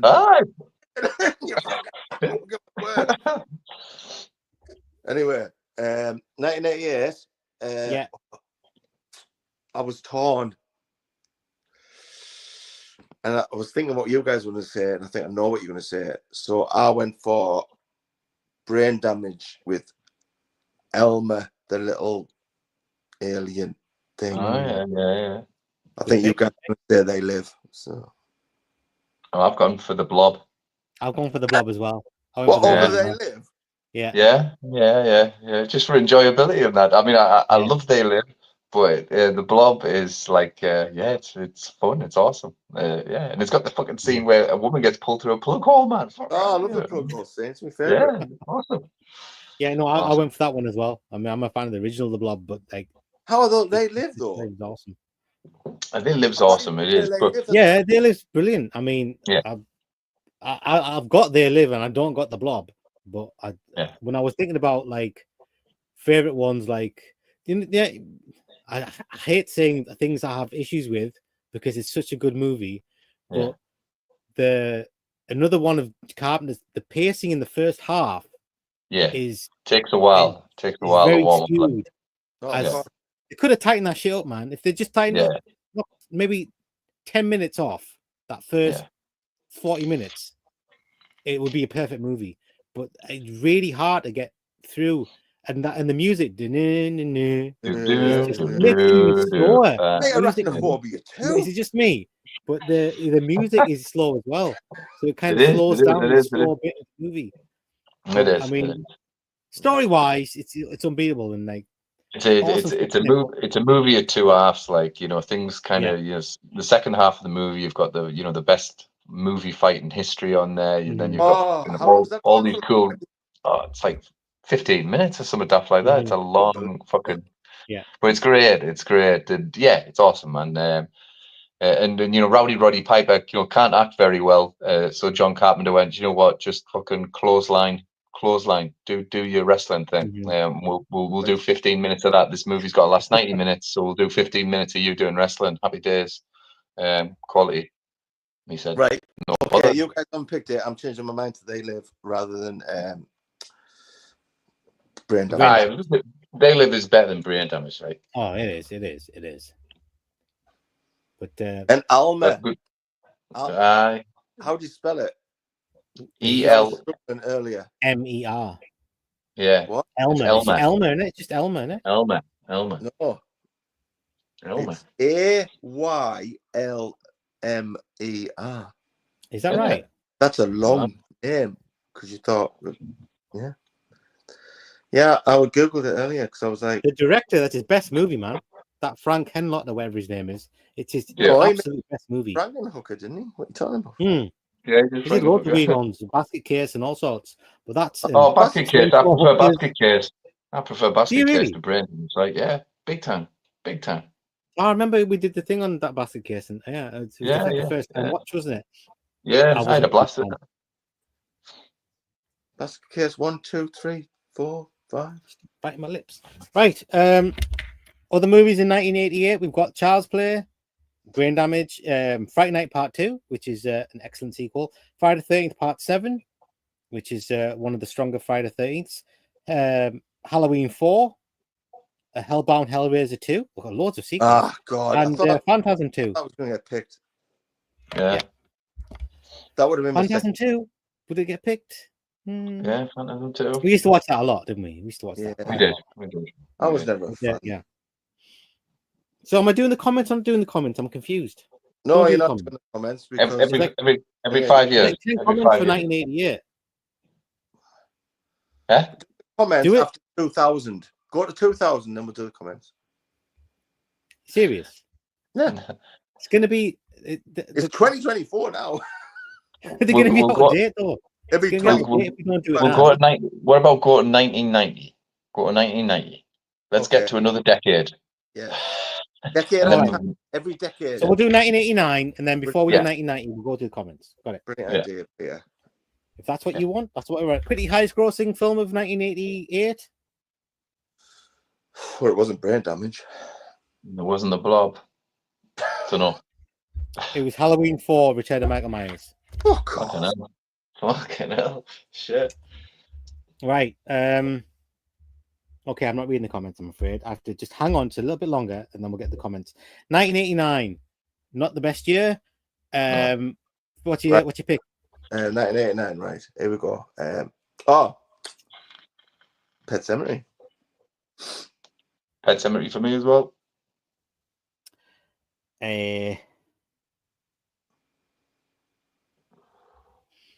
I'm going to pick Leviathan. Leviathan is my pick. What? Leviathan? Yeah, Leviathan. No one watches that. I mean, I haven't seen it many times, but I did see it recently, and I thought it was cool. I need to like it. And I'm not a huge fan of Pet Sematary. What can I do? What? I'm not a huge fan of... you know this. I'm not a huge fan of Pet Sematary. Because you're scared? No, it just too scary for me. It doesn't do that. And the acting is a bit ropey in that movie, I gotta say. Apart from the little kid and Fred Gwynn, but the rest of the acting is like the main guy, and I don't like his acting in it. But that's just sorry, guys. It's not one of my faves at all. I thought we were all going to agree on that one. Yeah. Really? I'm sure I've said lots of times I'm not a huge fan of Pet Sematary. What about the remake? I can't even remember the remake, to be honest. Yeah, John Lithgow in who I love, but I can't even remember like any scene or anything in that movie. Yeah, yeah. Okay. But yeah, I'm going to pick Leviathan because it's a good fun Go on, do the impression again, Peter. Sometimes Dad is better. That's my impression. that a Nice. monster? Right, I think so. 1989. He sounds a bit like Terrence and Phillip. All right, yeah. Sounds like who? 1990. Terrence and Phillip from South Park, and that got your ankle fucker and all that. It's like, The heads that pump. yeah, exactly. Exactly. Okay, 1989. We had The Fly 2. Friday the 13th. Jason Takes Manhattan. House 3. The Horror Show. Shocker. I thought you Intruder. guys all these, you see. Nightmare on Elm Street 5. And I think that's it. No mentions. Bad year. Yeah, not great. Yeah, it's weird how it just flips between like the past couple of years before that, amazing, and then suddenly 1 year, and it's like not great at all. Right. What did I do that? 1990. No, done what? Right. Oh, here you gone. Yeah, Pete's just disappeared. I hope I didn't do that. What do you think is the highest grossing horror film of 1989? Well, it's not Pet Sematary. It might be. You never know. You think? Oh no, this can't be right. This can't be right. It got a This cinema. can't be right. It got a cinema release, didn't it? It did, yeah. But you know what? You know what AI is telling me? The highest What? grossing horror film 1989 is. What? You ain't gonna believe it. Leprechaun. What? No. Leprechaun. Was Leprechaun even made in 1989? What with? Was Leprechaun? Oh, yeah, I think probably was because it's got Jennifer. What's her face? Connolly. No, Jennifer Lopez. from Friends. What's her name? Anderson. Aniston. She's in it, isn't she? I don't know. Like that's 1993. So She's did you hear that? Sorry, guys. No, what happened? It says Yeah, here. don't happen, AI man. says, are you okay? Yeah, look all okay. good. Sorry. Yeah. It says the Yeah. highest grossing horror film of 1989 was Leprechaun. Did you fall? No, I think don't I believe think you. I think you must have Somebody typed please AR in fucking. I think you must have typed AR in like Holland or something like that. You know, it's Not you right. got like yeah. Jennifer You're, Aniston's I think you've asked Jeeves. That's I asked, Jeeves. Gemini, which is Google. Google AI Gemini. Jeeves. What can you do? I don't know. Right. So we said we're going to do before we got 1990, which is my favorite year. We're going to quickly go through the comments. Lost Boys, Predator, good year. Okay, bloody hell. Right, we're almost there. All right, Pumpkinhead was 1988, and that was great fun. Pumpkinhead is a good 1988 movie. Don't do any Argentos after 1990. I think Trauma was the first one that put me off, even though it's got Brad Dourif in it. Halloween 4, Hellraiser 2. Yeah, I'm not a huge fan of Halloween 4, but Hellraiser 2 is awesome. Of course it is. I'll vote Hellraiser 2 for 1988. Yeah. The Blob is a great remake, fun, which is rare. For 1988, I pick number 1, Child's Play, and number 2, The Blob. Yeah, I love Child's Play. So that's the Blob with Kevin Dillon. Kevin Dillon, yeah. Yeah, and his mullet. Michael Myers, The Blob, and They Live are awesome. Dave Bushy, I find They Live is sci-fi and great indeed. I think Dave's You might be right there. You might be right there. I don't know if I'd. To be honest, They Live does air more on sci-fi Yeah, right now. sure. Yeah. I think he's got a point there. He's got a point. Yeah, it's got no horror in it. Oh, really? If you think about it. Mm. Well, I don't know about that. They're pretty horrific, the actual aliens, aren't they? Yeah. And the idea is quite horrific as well, even though it's probably true in some ways. I think it's right. true. The Blob, I think, is on Talking Pictures either tonight or tomorrow. I think it's What's Talking Pictures? The Blob is sci-fi. The Blob is sci-fi. In its original, it's from space. In the remake, it's a science thing gone wrong. Yeah, but the remake is definitely on the horror side. Don't forget Chucky. Exactly, yeah. Frankenhooker was fun. Basket Case 2. Never seen Frankenhooker. Is Brain Damage the one with the weird BJ? Yes, it is, mate. It certainly is. It is definitely. Friday 7 is Pooh. Who? It's better than 8, Who dude. said It's that? better than 9. Who said that? It's better than 5. Michael said it was Pooh. Michael, come on. Aren't you supposed I Michael love would Phantom say that 2. though? I almost picked that one. Michael would say that against Jason, wouldn't he? Yeah. He would. That rivalry in And there. of course, Oh, and of course, for 1988, I want to add the Dutch slasher Amsterdam because, well, I'm Dutch. You know what? It's weird. I used to have Fangoria magazines, and I remember seeing Amsterdam in Fangoria. Yeah. And I just saw the title, and I thought, bloody hell, that looks good. Dutch, can you tell us, is Amsterdam the same guy who did The Lift? Is it the same filmmaker who did The Lift? I think it is. Is it? Right. Is it like a serial killer movie, Amsterdam? It is, yeah. It's good. It's good. Yeah, yeah. It's good. Pet Sematary, but Love the Fly too. Hey, another one loves the Fly too. Everyone loves the Fly too. Eric Stoltz. Oh, Dutch film. Yeah. Look, he just said the Burb. Can I just change my answer to the Burbs? I don't know why I didn't think of the Burbs. Huh? We haven't done 1989. We've just done 1989. I thought you were going to say the Burbs. That's why I didn't have it on there. 1989, I picked Leviathan. Okay, I scrapped Leviathan. Yeah, Leviathan, man. I don't know where you got that from. The Burbs for me. Thanks to. It's the first time I've ever heard you mention the fucking movie Leviathan. Like the Burbs, you talk about fucking in your sleep. I was just going through the list, and that's the one that I thought. I think I enjoyed that the most. Right. But I think they don't class the Burbs as horror because it wasn't on the list. But I consider it. It's in my horror section. So, yeah, Burbs, 100%. Burbs, fucking love it. Fucking love the Burbs. Yeah, the Burbs is the best horror film of 1989. You gotta love it. Right. Don't really get Leviathan. It's just fun. Michael Myers is fucking. I like Leviathan. I find it sci-fi though. Dave, do you find the Thing sci-fi or is it horror? You just tell him. Because everything with any bit of sci-fi in is not horror, which doesn't make any sense. I'm not huge in Pet Sematary either. 5 out of a boosty 10. I'll give it a bit higher than that, but Woman in Black 89. Yeah, that's got a good scare in that one. Got a good scare, yeah, scary movie. Yeah, a good scare, yeah. I was waiting I watched it and I was like, yeah, it's decent. I was waiting for that scare everyone's been telling us about, and it's really good. I liked a lot about Pet Sematary, but it doesn't have much rewatchability for me, though. It's quite portable. Just ask Pete. Watch out for the road. What? Vote Friday 8 for 89. I think he's joking. That's a joke. Yeah, it's got to be a joke. Leprechaun is 90s. Okay. Yeah. I don't know. It's AI. It's just telling me the answer.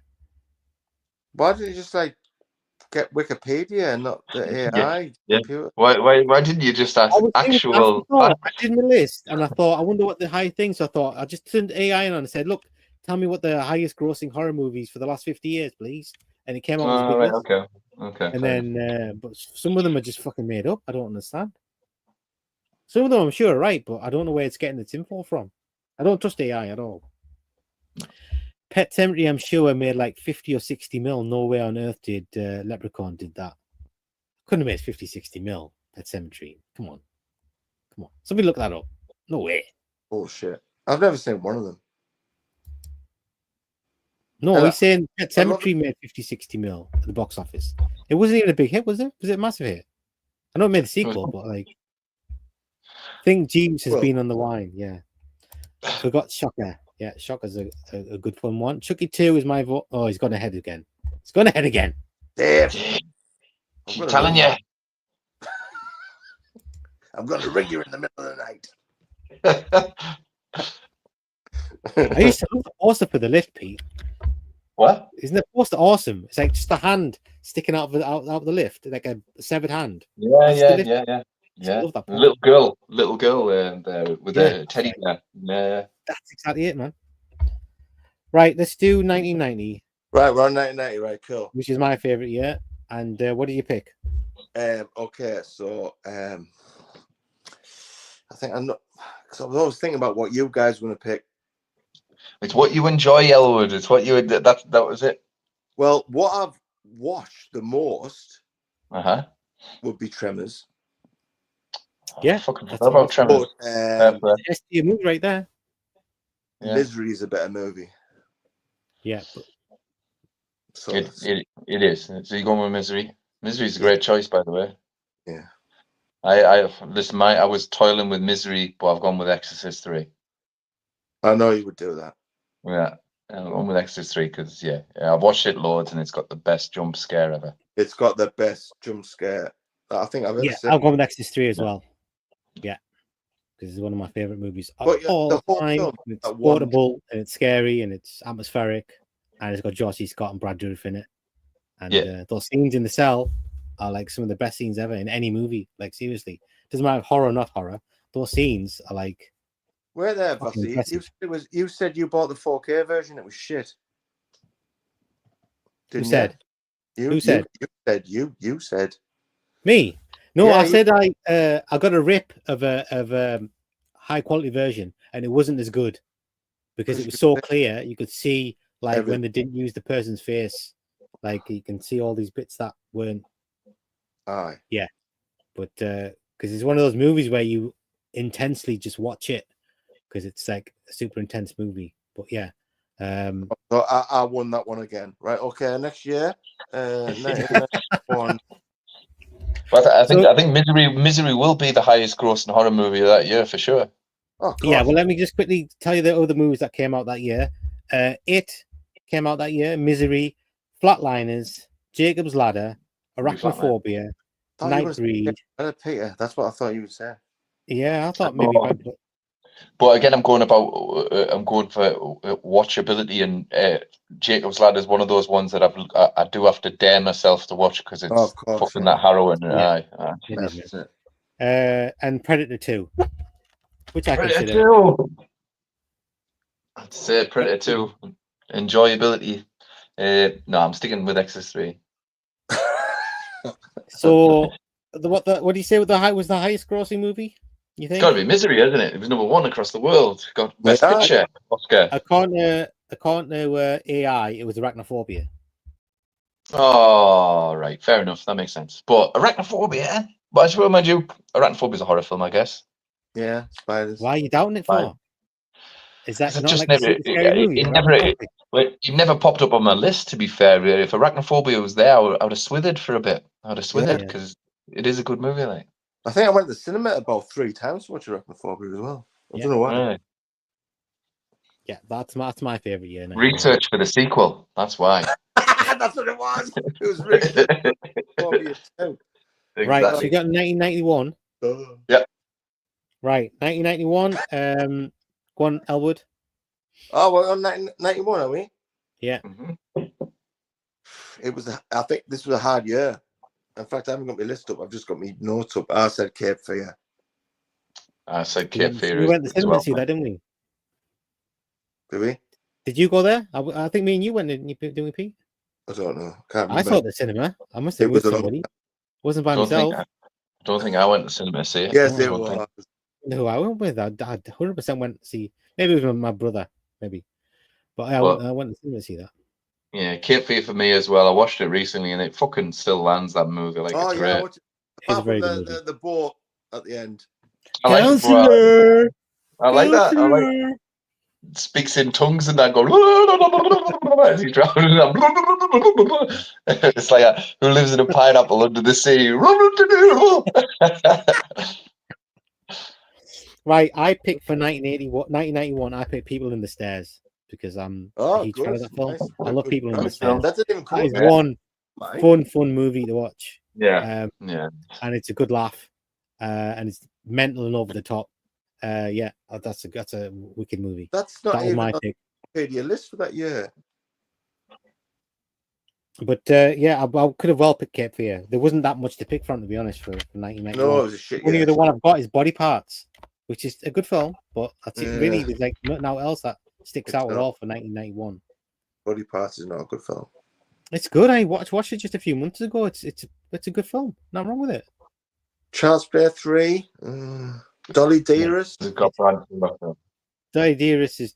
I mean, they're like passable. Necromantic 2, one of my personal favorites. Yeah, okay. That's definitely a one-time watch.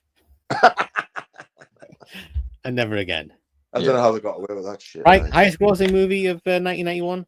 The Germans. Necromantic 2. I'm going for. Highest grossing horror film of 1991? Yeah, Necromantic 2, yeah. Okay, what do you think, Pete? Pete's Frozen. Oh, he's Frozen. Let it go. I'll read some you want me to read some? Porkin. Didn't get. Right, I'll read some comments until he gets back. Yeah, okay. I'm not a huge. Okay, he did that one already. Women Black. Watch out for. I don't think Chucky 2 was my vote for 1990. Chucky 2 on 1990. Yeah, a lot of people like Child's Play 2 more than one. Surprising how many people do. I mean, it's cool, but a lot of people like it more than the first one. I think if I should remove him and then put himself back on again, might be easier. Remove him and then bring him back up. Whatever you have to do. Michael Myers says The Church is a great Italian one for 89. I'm not a fan of The Church and The Sect. Those two, I really wasn't a big fan of. I think the same guy did do The Lift. Yeah, same filmmaker, Dick Maas, very perceptive. Yeah, Dick Maas. Yes, The Thing is sci-fi. Dave Busey, he said it. So that's it. Dave, I'm going to ring you. I'm going to ring you all night long. Had a look. Pet 70 box office on IMDb. It's 57 mil. Wow, it's super hit. I never knew that. 57 million. Yeah, is that not surprising? I'm sure the budget wasn't that high. No, definitely not. Super hit. Exorcist 3 is great too. Yes, it is. Super great. I know nobody's going to agree, but I love Exorcist 3 until Brad Dourif shows up. His monologues just put me to sleep. They're super scary, man. I love Brad Dourif. The Thing is an alien that crashes its spaceship. Sci-fi, just my opinion. Wait a minute. Are we still on 19? What we're on? 1991. 1991. Yeah. Did you not just pick Cape Fear? You just picked Cape Fear. Yeah. Right. Just film book for 1990. Don't get me. Sorry, say again. I've missed Nightbreed. I was going to ask Peter to do his Nightbreed walk. Let's get rid of it.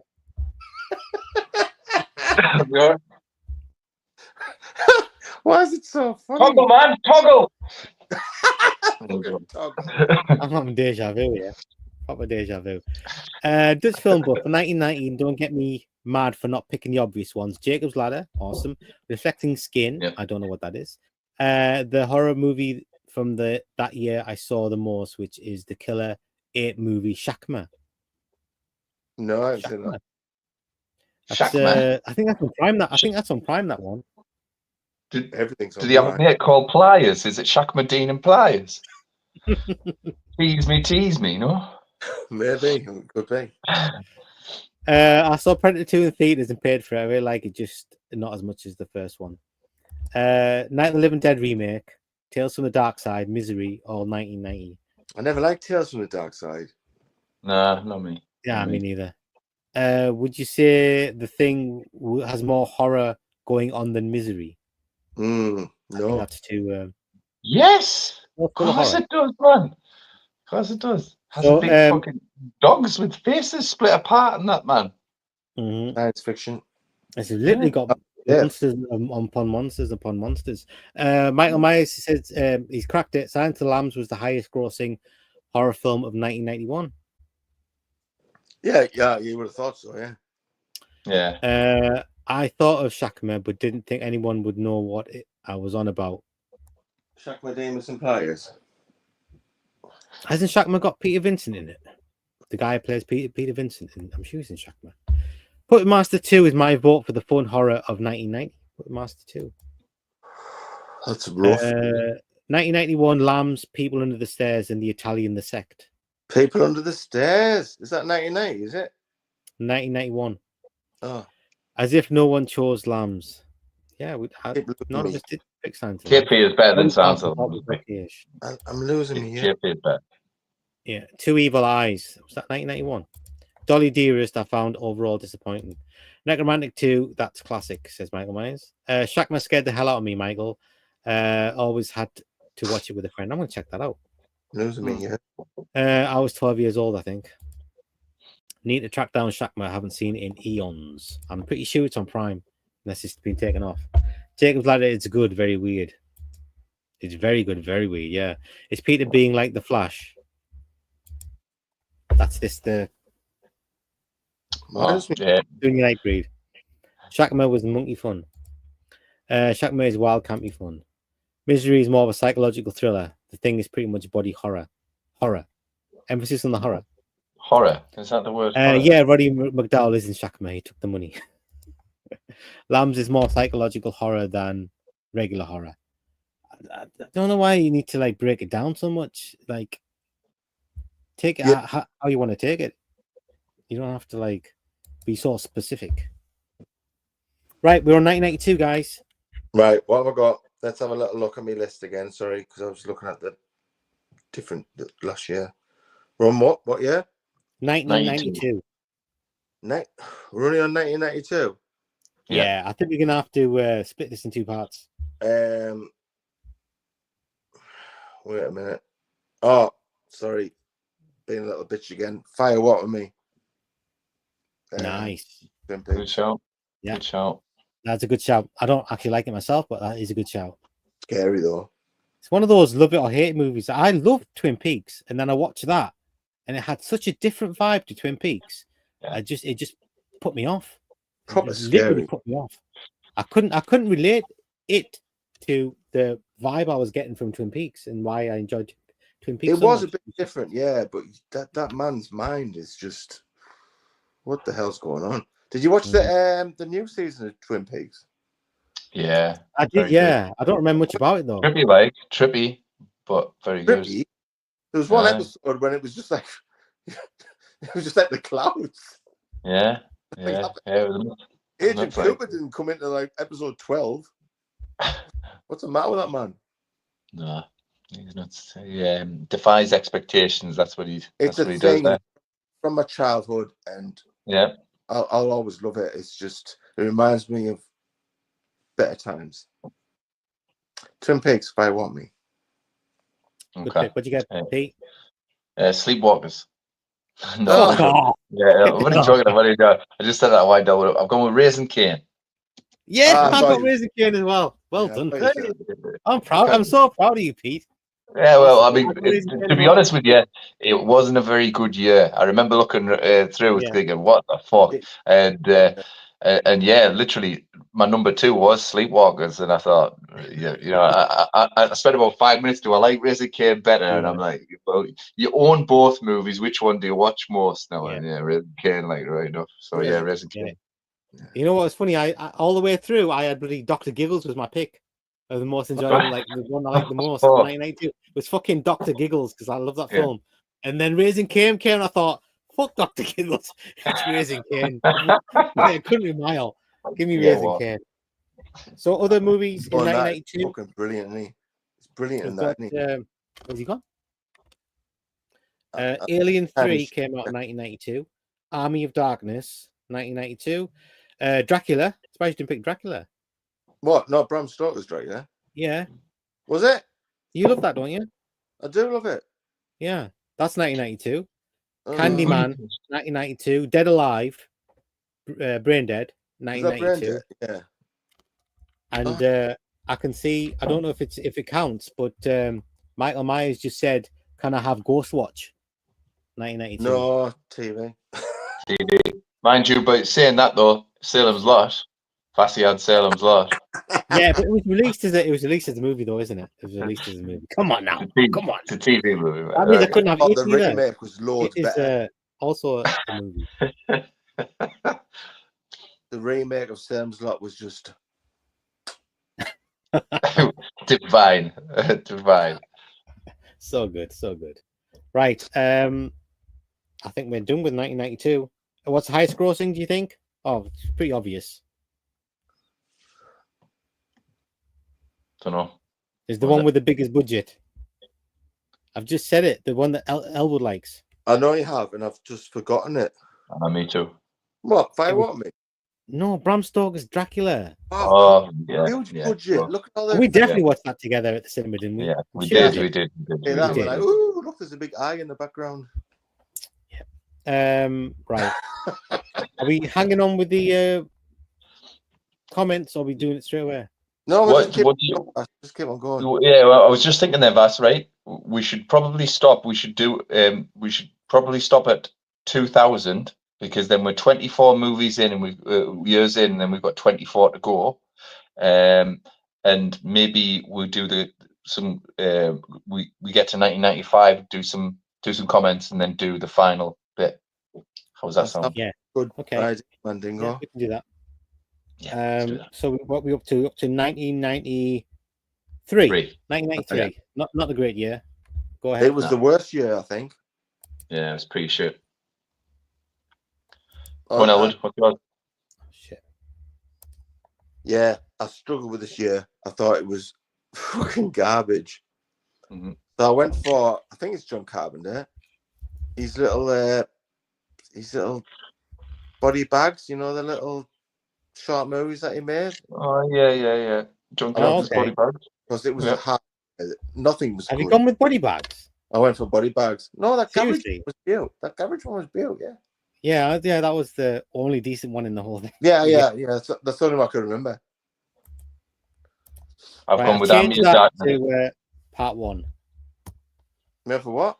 I've changed the thing to part one. No, on the ticker at the bottom. All I've right. changed it to part one. If it ever comes up. Part one. Favorite horror movies from every year, and I've gone from 1976 to 2000. Yeah. Is that right? Sounds Hopefully good. people will read that and see that. Yeah. Yeah. Right, what did you pick, Pete? 1993. Army of Darkness. I've got here Army of Darkness 1992. Really? I've got it as 93. Controversial. Oh, it could be. Do you know what? It could. It is. It's could- definitely 1992. Is it? Bloody IMDb. Oh. Right, give me some movies that were out in give me some movies that were out that year. In fact, you say yours and then give me some movies. What, 1993? Yeah. Okay, 2 seconds. Obviously I got that might wrong. have written down. Hang on. I reckon you would probably pick They're all shit. it's Hocus Pocus. That's what you put. California. Was that Brad Pitt? When he was serious? I like that film. I do like that film. So the Dark Half was 1993. Needful Things was 1993. The Tommyknockers, I suppose TV movie, 1993. And Ticks was 1993. Shocking. I'll go with California. Yeah, California. Yeah, I'll go with California. Beautiful. Sorry about that, guys. I thought, yeah, I mean, Darkness definitely came up in my 93 list. It's weird, isn't it? Mm. I'm gonna have to go with. Go on. Have we been alive this long? Yeah. Apparently. It's blowing my mind. Right, I'm gonna have to go with the Dark Half, which is not a brilliant film, but like, there's not to choose from. There's absolutely not to choose from. So, and I do like the movie. Yeah. I do like it. I've watched it a few times, and I always like it. It's overlong, but good acting, good atmosphere. Just a bit slow, but yeah, we'll go with that one. The iPad's run out of battery. Yeah, Leprechaun is 1993. No, how can Leprechaun be 1993? Did Leprechaun come out the same year as Friends started? A few Friends started in 1993. I'll be there for you. Right, okay. So I'll have to wing it. Right, what was the highest grossing? I'll put it on charge, dude. Just put it on charge. What's the big deal? Put it on charge? It'll be charged up in a half an hour. You can use it when it's charging, you know. I know. If it's dead, it takes about 5-10 minutes to get enough charge to turn the thing on. Okay. So what year is it? Highest grossing movie of 1993, quickly. Horror film. Army of Darkness. What year? No, California. This is not right. Talking It's not even the right year. It says here, The Nightmare Before Christmas. What? Is that You 1993? love the Nightmare Before. What's this? Is that year even right?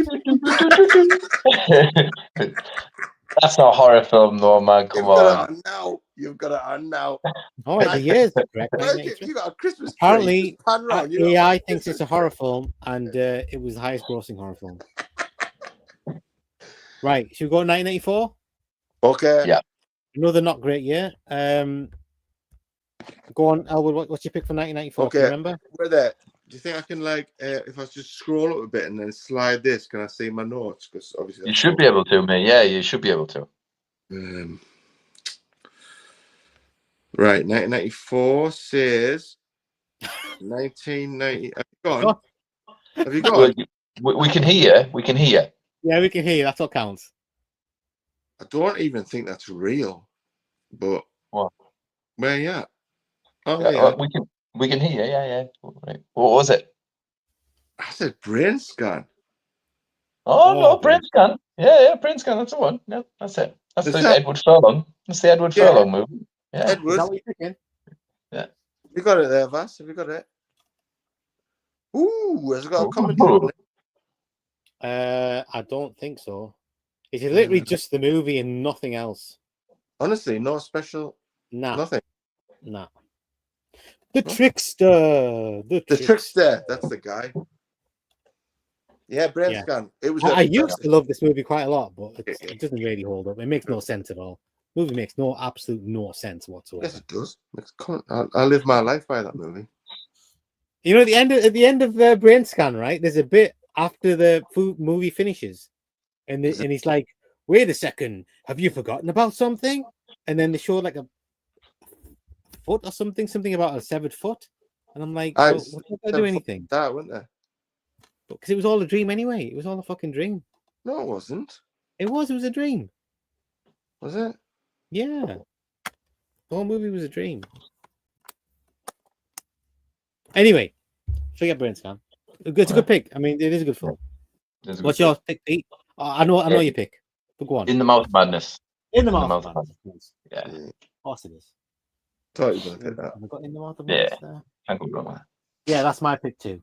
That is 100% my pick. We love In the Mouth of Madness. One of the most enjoyable movies ever made. It's quotable, it's watchable, it's funny, it's scary, it's awesome. Fantastic performances. Yeah. It's just almost perfect in my opinion. Yeah. And honestly, just the right amount of time as well. Yeah. I wouldn't say that. You should have picked that, Elwood, over Brain Scan. So other notable movies in 1994 is not much, but we've got Wes Craven's New Nightmare, which is it's quality for most of it.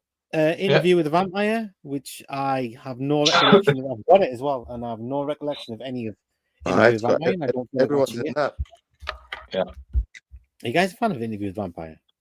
I like I like Stan Winston's effects in that when the gore's pretty good. I remember Lestat's getting his throat cut open, and it's a proper Tom Savini throat gash, which is good. So I like the makeup. That's In the Mouth of Madness. Oh, In the Mouth of Madness. Thought the Interview with the Vampire was like. I have got an Interview with the Vampire. I saw that first. Come on, find it. It's got like a light cover, isn't it? It's a light coloured cover. Yeah. Light coloured cover. Sure it is. Oh, it's a dark coloured cover. Oh, the iPod's charged up. One of the two. Oh, I best see what next year is before it fucking dies again. I've gone past it like 3 times. Right, never mind. We believe it, man. You've got it. I just like to show them, and if I've got it, I like to show it. But I should have prepped it beforehand, shouldn't I? I should have prepped it beforehand. Right. Highest grossing movie of 1994. Pretty obvious. Yeah, Interview with the Vampire. Interview with the Vampire. Yeah, I don't need to check that one. I think I remember. Not Brain Scan. No, not Brain Scan. But it's a good pick. That I like that pick. Yeah. 1995. Okay, 1995. Mine's not going to be any surprise to anybody. 1995 is another absolutely shockingly shit year. It was. For real. So I think I stole your choice, Vass, and I had Demon Knight. Yeah, Demon Knight. I saw Demon Knight, but you guys, I think, get more out of Demon Knight than I do. I do like Billy Zane's performance in there for sure. He's having a good time. But I went for a movie that I've probably watched a bit more and I really like, and it's got some really cool suspenseful moments in it. It's definitely horror. I've gone with Copycat. I really like Copycat.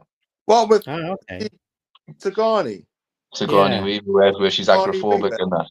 Yeah. Sigourney Yeah. Weaver, right? Exactly. I never thought of it as hard, to be honest. But yeah, okay. Yeah, you can have that. Yeah. Have that, man. No worries. Copycat. It was scary. Yeah. I like that film. Yeah, I haven't seen that for years. Yeah, good one. Yeah, is that the one with Harry Connick Jr. in it as well? Yeah, exactly. Is that the cover with the glasses with the round? That's exactly it. Yeah, the blue covers. Yeah, that's exactly it. That's exactly it, buddy. Nerd alert. If you can have that, maybe could I not have Just Cause with Sean Connery and Ed Harris and No, that's an action movie. it's not. No. It's a serial killer movie, and it's like it plays like a horror movie as well. Apart from the Yeah. action bit. Yeah. I would say Ed Harris so. is like totally frightening in that movie. But no, Yeah. but I mean, my pick is Demon Knight. But I'm just saying, I'm by the same, like. For the same, yeah, There's absolutely. Have Copycat, you can have Just Cause in the horror section. Yeah. Right. Highest grossing movie of 1995. He's going all over the place. No idea. No idea. It was a shit I'm year. told here it's I saw this at the cinema. Species. I saw a Species at the cinema as well, man. I did see that on my list, and I was like, Natasha Henstridge, but I thought to myself, if I picked it, I'd purely be picking it on the strength of Natasha Henstridge's breasts. Yeah, and that'd be it. Yeah. So other ones in 1995, we got Castle Freak, which I don't think I've seen. Halloween 6, The Curse. Is it The Curse of Michael Myers? Yeah. The Prophecy, which is a good movie, solid movie. Christopher Walken. And Lord of Illusions, which I'm a fan of. I'm surprised you didn't pick that. Yeah, you love Lord of Illusions, man. I do, yeah, but Demon Knight's there, so what can you do? Fair enough. It's a banger. Yeah, it's a banger. I saw. Right, 1996. What do we got? 1996. Here we go. We all got to pick the same one here, man. Come on. Yeah, let's do 3, 2, 1 on this one, man. 3, 2, 1. Scream. I think I fucked up me. Oh, I'm still on 86. I was about to say The Fly. 1990 what? Oh yeah, 1996 Scream. Yeah. Scream. Right. Yeah. Obviously. Right, Scream out, absolute classic. Wes Craven, one of his best movies. Right, other ones in 1996. I've got Bad Moon, The Craft, which is really good. I think I saw that at the cinema as well. The Dentist, The Frighteners, and Dusk Till Dawn. I saw that at the cinema too. It's getting better. It's getting better. From 1993. Better more you watch it. No, I'm saying the years. 1993 was like shit. Oh, 1994 was shit, but at least had one good movie. And 1995 had a couple of decent movies. Scream kind of wakes things up a little bit. The quality starts getting a bit better now, which is good. Yeah. So, what do you think is the highest grossing movie of Scream? Scream. It was Scream, yeah, by far. Because obviously Kevin Williamson wrote it, and you know what else? Don't say the word. Don't say it. Did you write that fantastic episode of Dawson's Creek where they went and did the Blair Witch Project, mate? It was season 4, episode 6. Every fucking episode. Every episode. All right, okay. Right, 1997. Sorry. I'm sure we've all got the same answer for 1997. We have to. 1997. Oh, me first. Well, no, I said I know what you did last summer. Are you joking? No. It's got Jennifer Lovett in it. I know, but you're supposed to do it on the actual movie, and the movie's like, yeah, but I love Jennifer. It's just fine. That's it.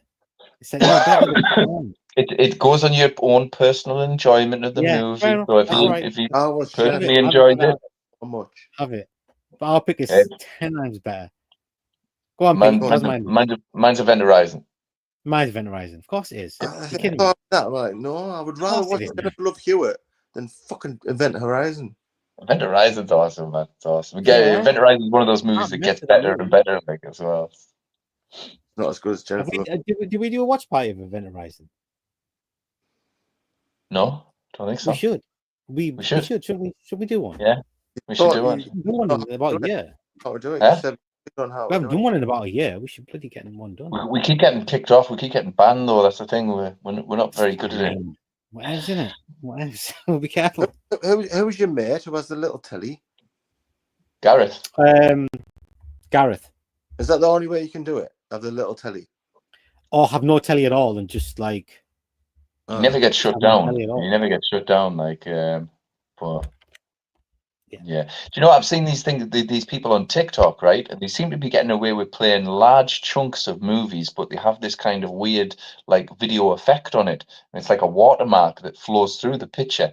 And I can only assume that it's there to put these scanning, these algorithm scans off the fact of what they're actually showing. But they can get away with showing full segments of movies. So maybe there's something like that we could do. What, in proper, like, so you can say what's going on? Because Gareth's ones you can't. No, it's a tiny little TV, and that. Yeah.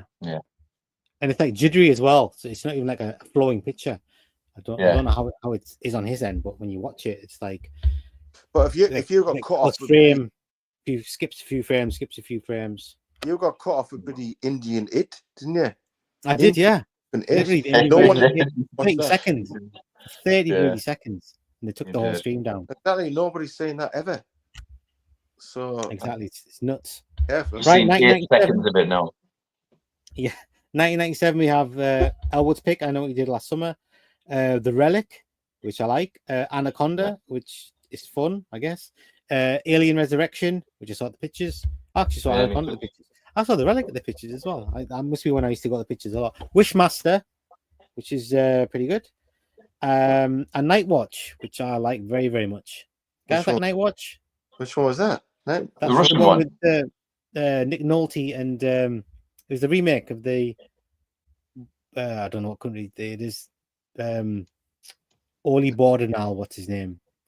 And another movie you mean? Not that Russian one. Not the Russian one. Not the Russian one. No, that was 2000. It's got the guy from Trainspotting. What's his name? The one is in Star Wars. Ewan McGregor, he's the main guy in it. Yeah. Oh, right. And Patricia Arquette, I think, as well. Brad Dourif's in it as well. You love Brad. Patricia Arquette's in it as well. I'm going to get you a Brad Dourif t-shirt. Calendar. You don't even get a calendar, dude. 12 months of Brad Dourif in 2025. Yeah. Right, what was the highest grossing horror film in 1997? I'm going to go with Alien Resurrection. That can't be right. That's wrong. Everyone it's Scream 2. The Scream 2, I thought Scream 2 was 1998. It's just Scream 2. Man. Let me look that shit up. Scream 2. Yeah, 1997. Scream 2 is 1997. Bloody hell.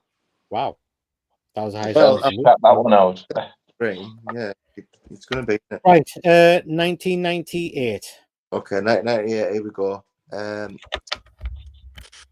struggled this year as well. These years were pretty diabolical, weren't they? In retrospect, they were. At the time, it was like there was loads of movies coming out, and they were all very slick, like they are now. All very slick, lots of slashes and things. I went for obviously I have to keep repeating myself. Movies that I watch myself. So H2O, I went for H2O. Hey, cool. I saw it at the cinema. Yeah, great film. I like that very much. You can watch it all the time, can't you? Absolutely. What did you got, Pete? Yeah, I went for Ring. I went for the Japanese Ring. Came out in 1998. Awesome. So, did it? Yeah. Fine. Yeah. And I picked Boosie's going to say it's sci-fi, but I picked The Faculty. Because I love The Faculty. I think it's a wicked film. Good, definitely going to say that sci-fi, right? Faculty is an excellent movie. And I mean, that's one fun ride, that movie.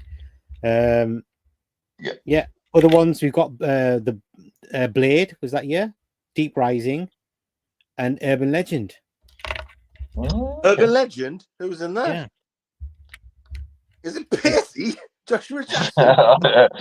Pacey. I can't believe it. Honestly, I tried to Google it the other day to see if I could get that clip when he was in the car at the start with the girl, and he put the radio on. The clip doesn't exist. And then I tried to download it. I tried to download the entire film just to rip that clip. I couldn't even download it. Couldn't even find it anywhere. Really? Have you not got it on DVD, Vas? Urban Legend. I did download it and then I watched it and it was shit. So I wiped it because it's shit. It's just absolute want crap. that I saw it clip. at cinema and I loved it, and then I watched it again and it was just crap. The first 10 minutes is good, and the rest of it is just rubbish. That Makes clip no, we the just movie do, makes no sense just whatsoever. that one clip. We can Yeah. post it. It'll be funny. What highest grossing of 1998? What do you think? Well, H2O, I would have guessed. Yeah. I would think as well. Halloween. We've got Halloween H2O was the highest grossing. Makes sense. Nice. Right, we're almost there. 1999. What's your pick? Well, we're all going to say the same thing, aren't we? No, we're not. We are. Okay, well, let's all say the same thing. On 3. 1, 2, 3. Blair Witch Project. Yeah, we did. Yay. Happy days. Happy days. I did that for you guys. Just for you. As I like to call it, The Woods. The Woods. The Woods. The scary woods. Do you know that 4K blooming remaster that we've been talking about? Turns out it's not 4K at all. It's just Blu-ray. It's just in a black box, so you think it's 4K. It's just Blu-ray. I thought you said there was those like extended scenes and stuff. Oh, they're all in it. It's just Blu-ray. It's out now, isn't it? Yeah, it's just come out. It's just come out. I think I've seen somebody do a review on it. How much is it? Yeah, it's 25 for the Blu-ray, and it's like 40 something for the full pack, where you get like Heather's diary in it and posters and stuff like that. Get the 40. You're gonna get that expensive one. No, I'm just gonna go for the 25 just for a Blu-ray. 25 just for the Blu-ray. Yeah, 25 for the. But that's why I thought it was 4K, mate. To be fair, because it was 25 quid. But you can't get 4K all that shaky. I mean, nowhere. That's price gouging. That is, I'm sure. It's toppy, like it's very toppy. That's for sure.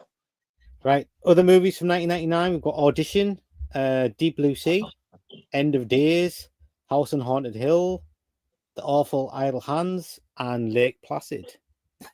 That's it. I went to see a few of them at the cinema. I went to see End of Days at the cinema with Elwood and Vinny, I think it was. We did, Paul. We did. We did. I remember it specifically. We went to see it at Teesside Park. You, me, and Vinny. Vinny drove. I saw Lake Placid at the cinema. Yeah, I think I've seen that. Like, is it Bridget Fonda? Oh, what a woman! What a Bridget Fonda! What a woman! Yeah, absolutely, man. Because of Bridget Fonda. Yeah, that's it. I think. Right, highest grossing. What do you think? It's got to be Blair Witch Project. Yeah. Blair Witch Project. Oh, The Sixth Sense. Sixth Sense. I didn't write Sixth Sense down. Right, we can stop there. We'll start in 2000, isn't it? Get through the comments, and we'll start in 2000.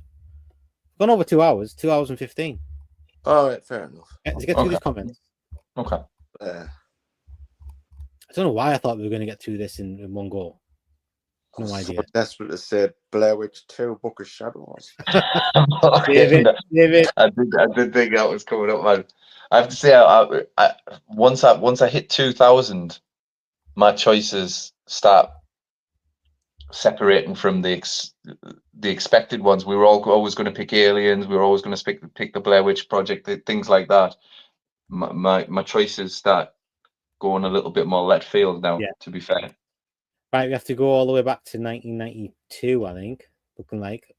Right, 1992. Michael Myers said, "Can I have Ghostwatch?" And we decided it's TV, so I have that one. Dave Bushy said, "We break it down because we are on horror lists: Dracula, Frankenstein, The Mummy, not sci-fi like Buck Rogers, Star Wars, and Flash Gordon." Yeah, but they are sci-fi. They're not sci-fi horror. It doesn't matter what kind of horror it is; it's still horror. That's all we're saying. Michael Myers says maybe Candyman for 1992. And Dave Bushy, unsurprisingly, said Halloween 3. Hellraiser 3, sorry, for his vote for 1992. Hellraiser 3 is awful. It is. Michael Myers loves Hellraiser 3 also. Wow. Dutch Film Buff says 1992, Raising Cain, Twin Peaks, and Innocent Blood. Do you like Innocent Blood? Like, I'd have to say I do like Innocent Blood. Do you like it? Yeah, yeah. As compared to American Wealth, it doesn't really hold a candle, though, does it? No, but they're different movies. They're different movies. I think we're kind of watching horror dying year by year, so it's getting difficult. Yeah, the 90s was not great. Yeah, that's true. Yeah, true. Michael says, "Yeah, fuck Dr. Giggles." Dr. Giggles is fun. I do love that movie, man. I really do. If you guys can find it, man, it's so much fun to watch. Dutch Film Buff. I forgot Brain Dead. Awesome gore fest and comedy. I think we have Brain Dead, didn't we?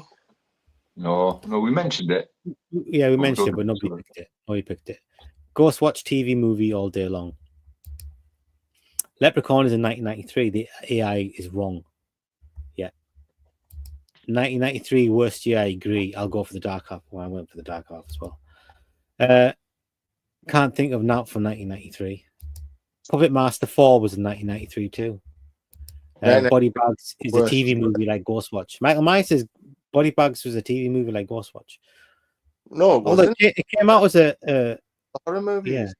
Yeah, it came out with a VHS release over here, so it may have been, to be fair. But then again, Friday the 3rd, the TV series came out as a VHS release over here. Okay. Dark Half is good, Michael Myers says. It is good. King of Scraping the Barrel a bit, but Return the Living Dead 3, kind of Scraping the Barrel. Yeah, I'm not a fan of that one. Like, no, I like the cover. Covers. Michael Myers, think this AI has a virus. Yeah, it's just full of shit, I think. Yeah. 1994, In the Mouth of Madness is my vote for 1994. Well done, Dave Boosty. I knew you had it in you. Brain Scanner and Wolf. Oh, all good movies. Were also in 1994, as mentioned. Night of the Demons 2 was fun too. Michael Myers, Cemetery Man. I didn't like that. I didn't like that either. In the Mouth is good too. It is, mate. It is.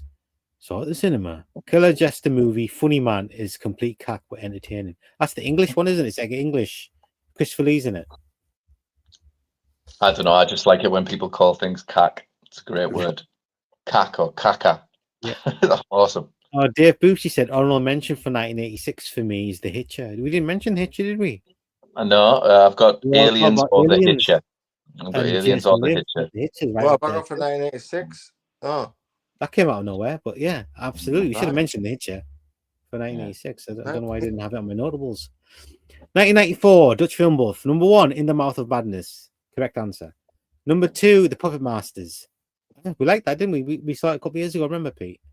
For our The Puppet Masters, when we did the 1994 Best Year in Horror, there were Donald Sutherland. It's just like Invasion of the Body Snatchers. Yes, we did like that. Yes, we did like that. We did like that. Yeah, absolutely. Yeah. It's like a symbiote on the back. Cemetery Man, some of the best. Yeah. We don't like that movie, sorry. Michael Myers, can't stand the new Nightmare, would rather watch Freddy's Dead. Oh, it's good, man. I like it.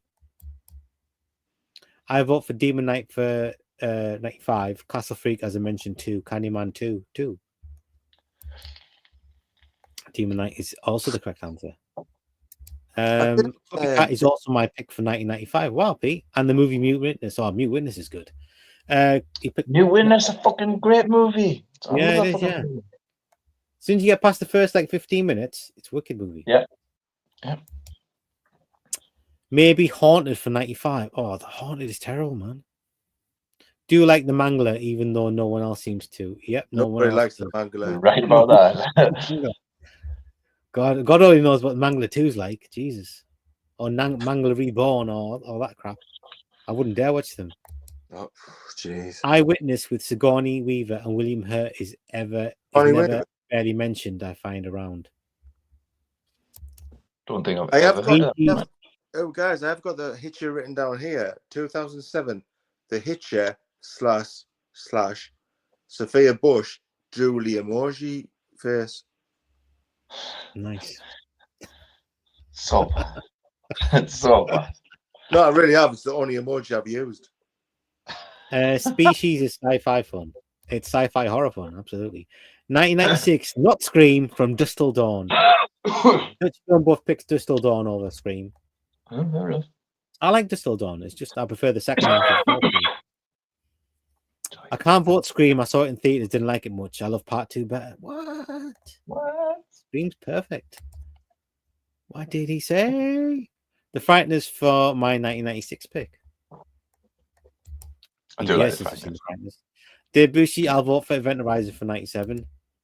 I saw both. I Know What You Did Last Summer for free in theaters thanks to my projectionist friend. Can't remember if I saw that in the cinema. Mute Witness is good. Remember that one? Yeah, that is good. Just get talked to. Then he made thingy afterwards, didn't he? American Werewolf in Paris straight afterwards. Yeah. I quite enjoyed American Werewolf in Paris. It's not too bad. The effects is kind of ruins it, but it's not too bad. Effects are garbage. All right, dude, calm down. I found both okay-ish. I don't know what he's talking about here. I found Part 2 comedic too. I don't know what he's talking about. Oh, he's talking about Scream. My 1997 vote goes to The Devil's Advocate. Oh yeah, I do like The Devil's Advocate. That is a good movie, yeah. Yeah. Struggling with 1997 unless Anaconda counts. No, don't say Anaconda. 97. I mean, it's entertaining film. It's entertaining film. I wouldn't put it on the list of the best, but terrible years. 96. Vote for Halloween H20 for 98. I saw it in theaters and paid for it. Not the best sequel, but it was kind of fun. Alien Resurrection is kind of sci-fi fun. Debussy Phantasm 4 was in 98 too. Never liked H20 much, says Michael Myers. Too much Scream going on. I don't know. I kind of liked it. I kind of liked it a lot. As soon as the Halloween music kicks in, because I'd never heard the Halloween theme at the cinema. I remember going to see it, and then that intro bit happens with Joseph Gordon-Levitt. The intro bit, and then it pans to outside the house, and then the music kicks in, and the Halloween comes up on the screen. Honestly, man, I thought I was gonna wee myself. It was so good. It was so good. I was like, oh my god, I'm gonna wee myself. I agree on The Faculty for 1998 gets better with age. It does, man. Kicks ass. Absolutely kicks ass. Debussy, I didn't love H20, but I liked it. The Faculty was okay, but forgettable too. It's mind control movie, aliens-ish too, sci-fi, whatever. Wikipedia calls The Faculty sci-fi. Don't care what Wikipedia says. I'm with you, Dave. I never liked The Blair Witch Project Part 2. I liked better Part 1. It wasn't watchable. Shake the cat. Oh, okay. He doesn't like any of them, I don't think. He likes 2 more than 1, but he doesn't like 2 either. How can no one? My vote for 1999 is Audition, The Nameless, and The Ninth Gate. Do you know what? Listen, I'm with you on the first 2. I've not seen The Ninth Gate, but The Nameless is it's a nice little ditty that I own. I've actually got I got the directors to sign my copy of the Nameless because I went to the Rec premiere and I brought my copy of The Nameless with me, and I got the director to sign it with The Nameless. Way back in 1999 that came out. The Nameless, yeah, not Rec. I mean, because the Rec was like 7-8 years later or something, wasn't it? I'm not sure. In fact, I think it. Yeah, I'm sure the Rec's like 2007 or something, wasn't it? It is 2007. Yeah, it is too. So yeah. But I had my copy of. You see, when Rec came out, well, I saw the trailer, and the trailer's phenomenal. Of Rec, and that really got me excited about it. And I knew I was going to see Rec, and the directors were going to be there. And I thought, right, okay, what else have they made? And I found out they made The Nameless, so I bought it from HMV and took it down with me as a kind of fun thing to get it signed. But luckily, it's quite a good movie. It's very dark though. Like, I mean, it's like it's malevolent. Like it's got a nasty streak to it. It's good. It's really good. Good to yeah. It kind of reminded me. I rewatched a film recently called Thesis. I don't know if you guys have ever seen Thesis or Thesis. And it reminded me a bit of that Spanish film. Yeah. Really good. Reminded me a bit of that. It's dark stuff. It's good. And Audition rock. Oh shit! Sorry. Sorry about that. Michael Myers, the Cell. Oh, we're getting ahead there, but he says the Cell for 2000 with Jennifer Lopez. Dear Boosty, I picked Deep Blue Sea for 99. I paid for it, saw it in theaters too. Pretty cool one. The Cell looks amazing. It's tougher for me to pick any horror movie from the 2000s and up. Top of the head, not too many I can think of. Love them. Not too many I can think of that I love from that times. Body Bags was over here, made for Showtime, the movie cable channel. I like Puppet Masters too. The Cell is visually pretty stunning and quite creepy. Yeah, agree, but about horrors post 2000s, it's where I start getting a bit fuzzy. Thanks, guys. As usual, as mentioned, I am typically a night owl at times, as you can call me at most times. I know what you did last summer too was Small Semen coming, right? Got you, mate. Weird myself when the bloody awful CGI mask came on. In what? What movie is that? Oh, he's talking about Halloween H20. Is it CGI mask? Not CGI mask. Apparently it is, you know. I watched it a few times and didn't notice, and then it became a big thing. People were talking about how it had been digitally put on the mask. That's ridiculous. Why would you do such a thing? Yeah. To be honest, I didn't notice like the first few times I saw it. Surely it's cheaper to buy a mask. Yeah. It makes no sense. Yeah. Dave Booth, I like Blair Witch 2, not part 1.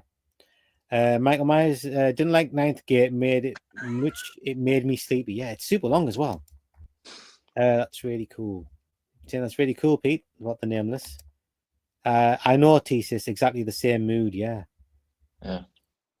Is that not the guy that made Thesis? Did he not make the movie that was remade as Tom Cruise Vanilla Sky? The original movie, though. I don't know, mate. I know he went on to make the others. The others, and I love the others. Yeah. Oh, what year was the others? Well, I think that's coming really soon. Yeah. In Halloween Resurrection, they used a CGI mask at one scene. I'm gonna have to Google the others now. I've blotted that whole movie out my brain. CGI mask is just in one shot, but once you've seen it, it's well obvious. Right, that's it. We're done, I think. 2001, Elwood. 2001. Dutch film of Open Your Eyes was the original for Vanilla Skies. Yeah. Right. I think we're done. Right, so we'll do part 2 next week. I think we'll get to part 2 a bit quicker because I don't think the films were as good as we've gone through in the first half. Might not have as much to say about them. But yeah. Great. Everybody happy with that? Yep. Yeah. Can I just say before we go, all right? I started watching a show today, a horror show, and you should watch it. It's called Hysteria, and it's got Bruce Campbell in. It's good. You watched it when you left, Pete. When you left, you left early from the lodge. Yeah. The very same day we started watching Hysteria. We got no up way. To episode 4. We got up to episode 4, and then did we? I had to go home. Right. But I've watched it all now.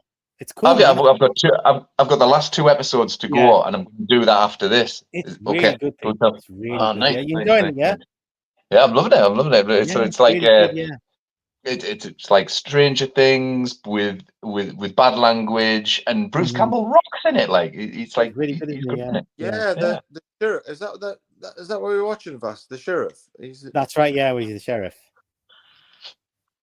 And when we get back on next week, Pete, you can explain the ending to me because I did not understand the ending. Okay. Season 1 ended. Season 1 ended. Yeah. You can stream all the episodes. So it's at 6 or 8. 8. Yeah. It was good. That. Yeah. They kind of explain everything about all the pieces that come together in like episode 6 or something. And then the last couple of episodes, now that you know all the stuff that you need to know, it's good. But like I said, the ending, I did not really understand what was real and what wasn't real. Okay. That's intriguing. You can maybe shed some light on it. Okay. But yeah, Hysteria, good show, proper good show. Yeah, it's a very well made show. Yeah. All right then. So I guess we'll be back here same time next week to complete this favorite horror film from every year, 2000 to 2024. Yeah. All right. So thanks everybody for watching. We'll see you again next week. Oh, brother. And that's us signing off. Okay. Right. Free Palestine. Fuck Israel.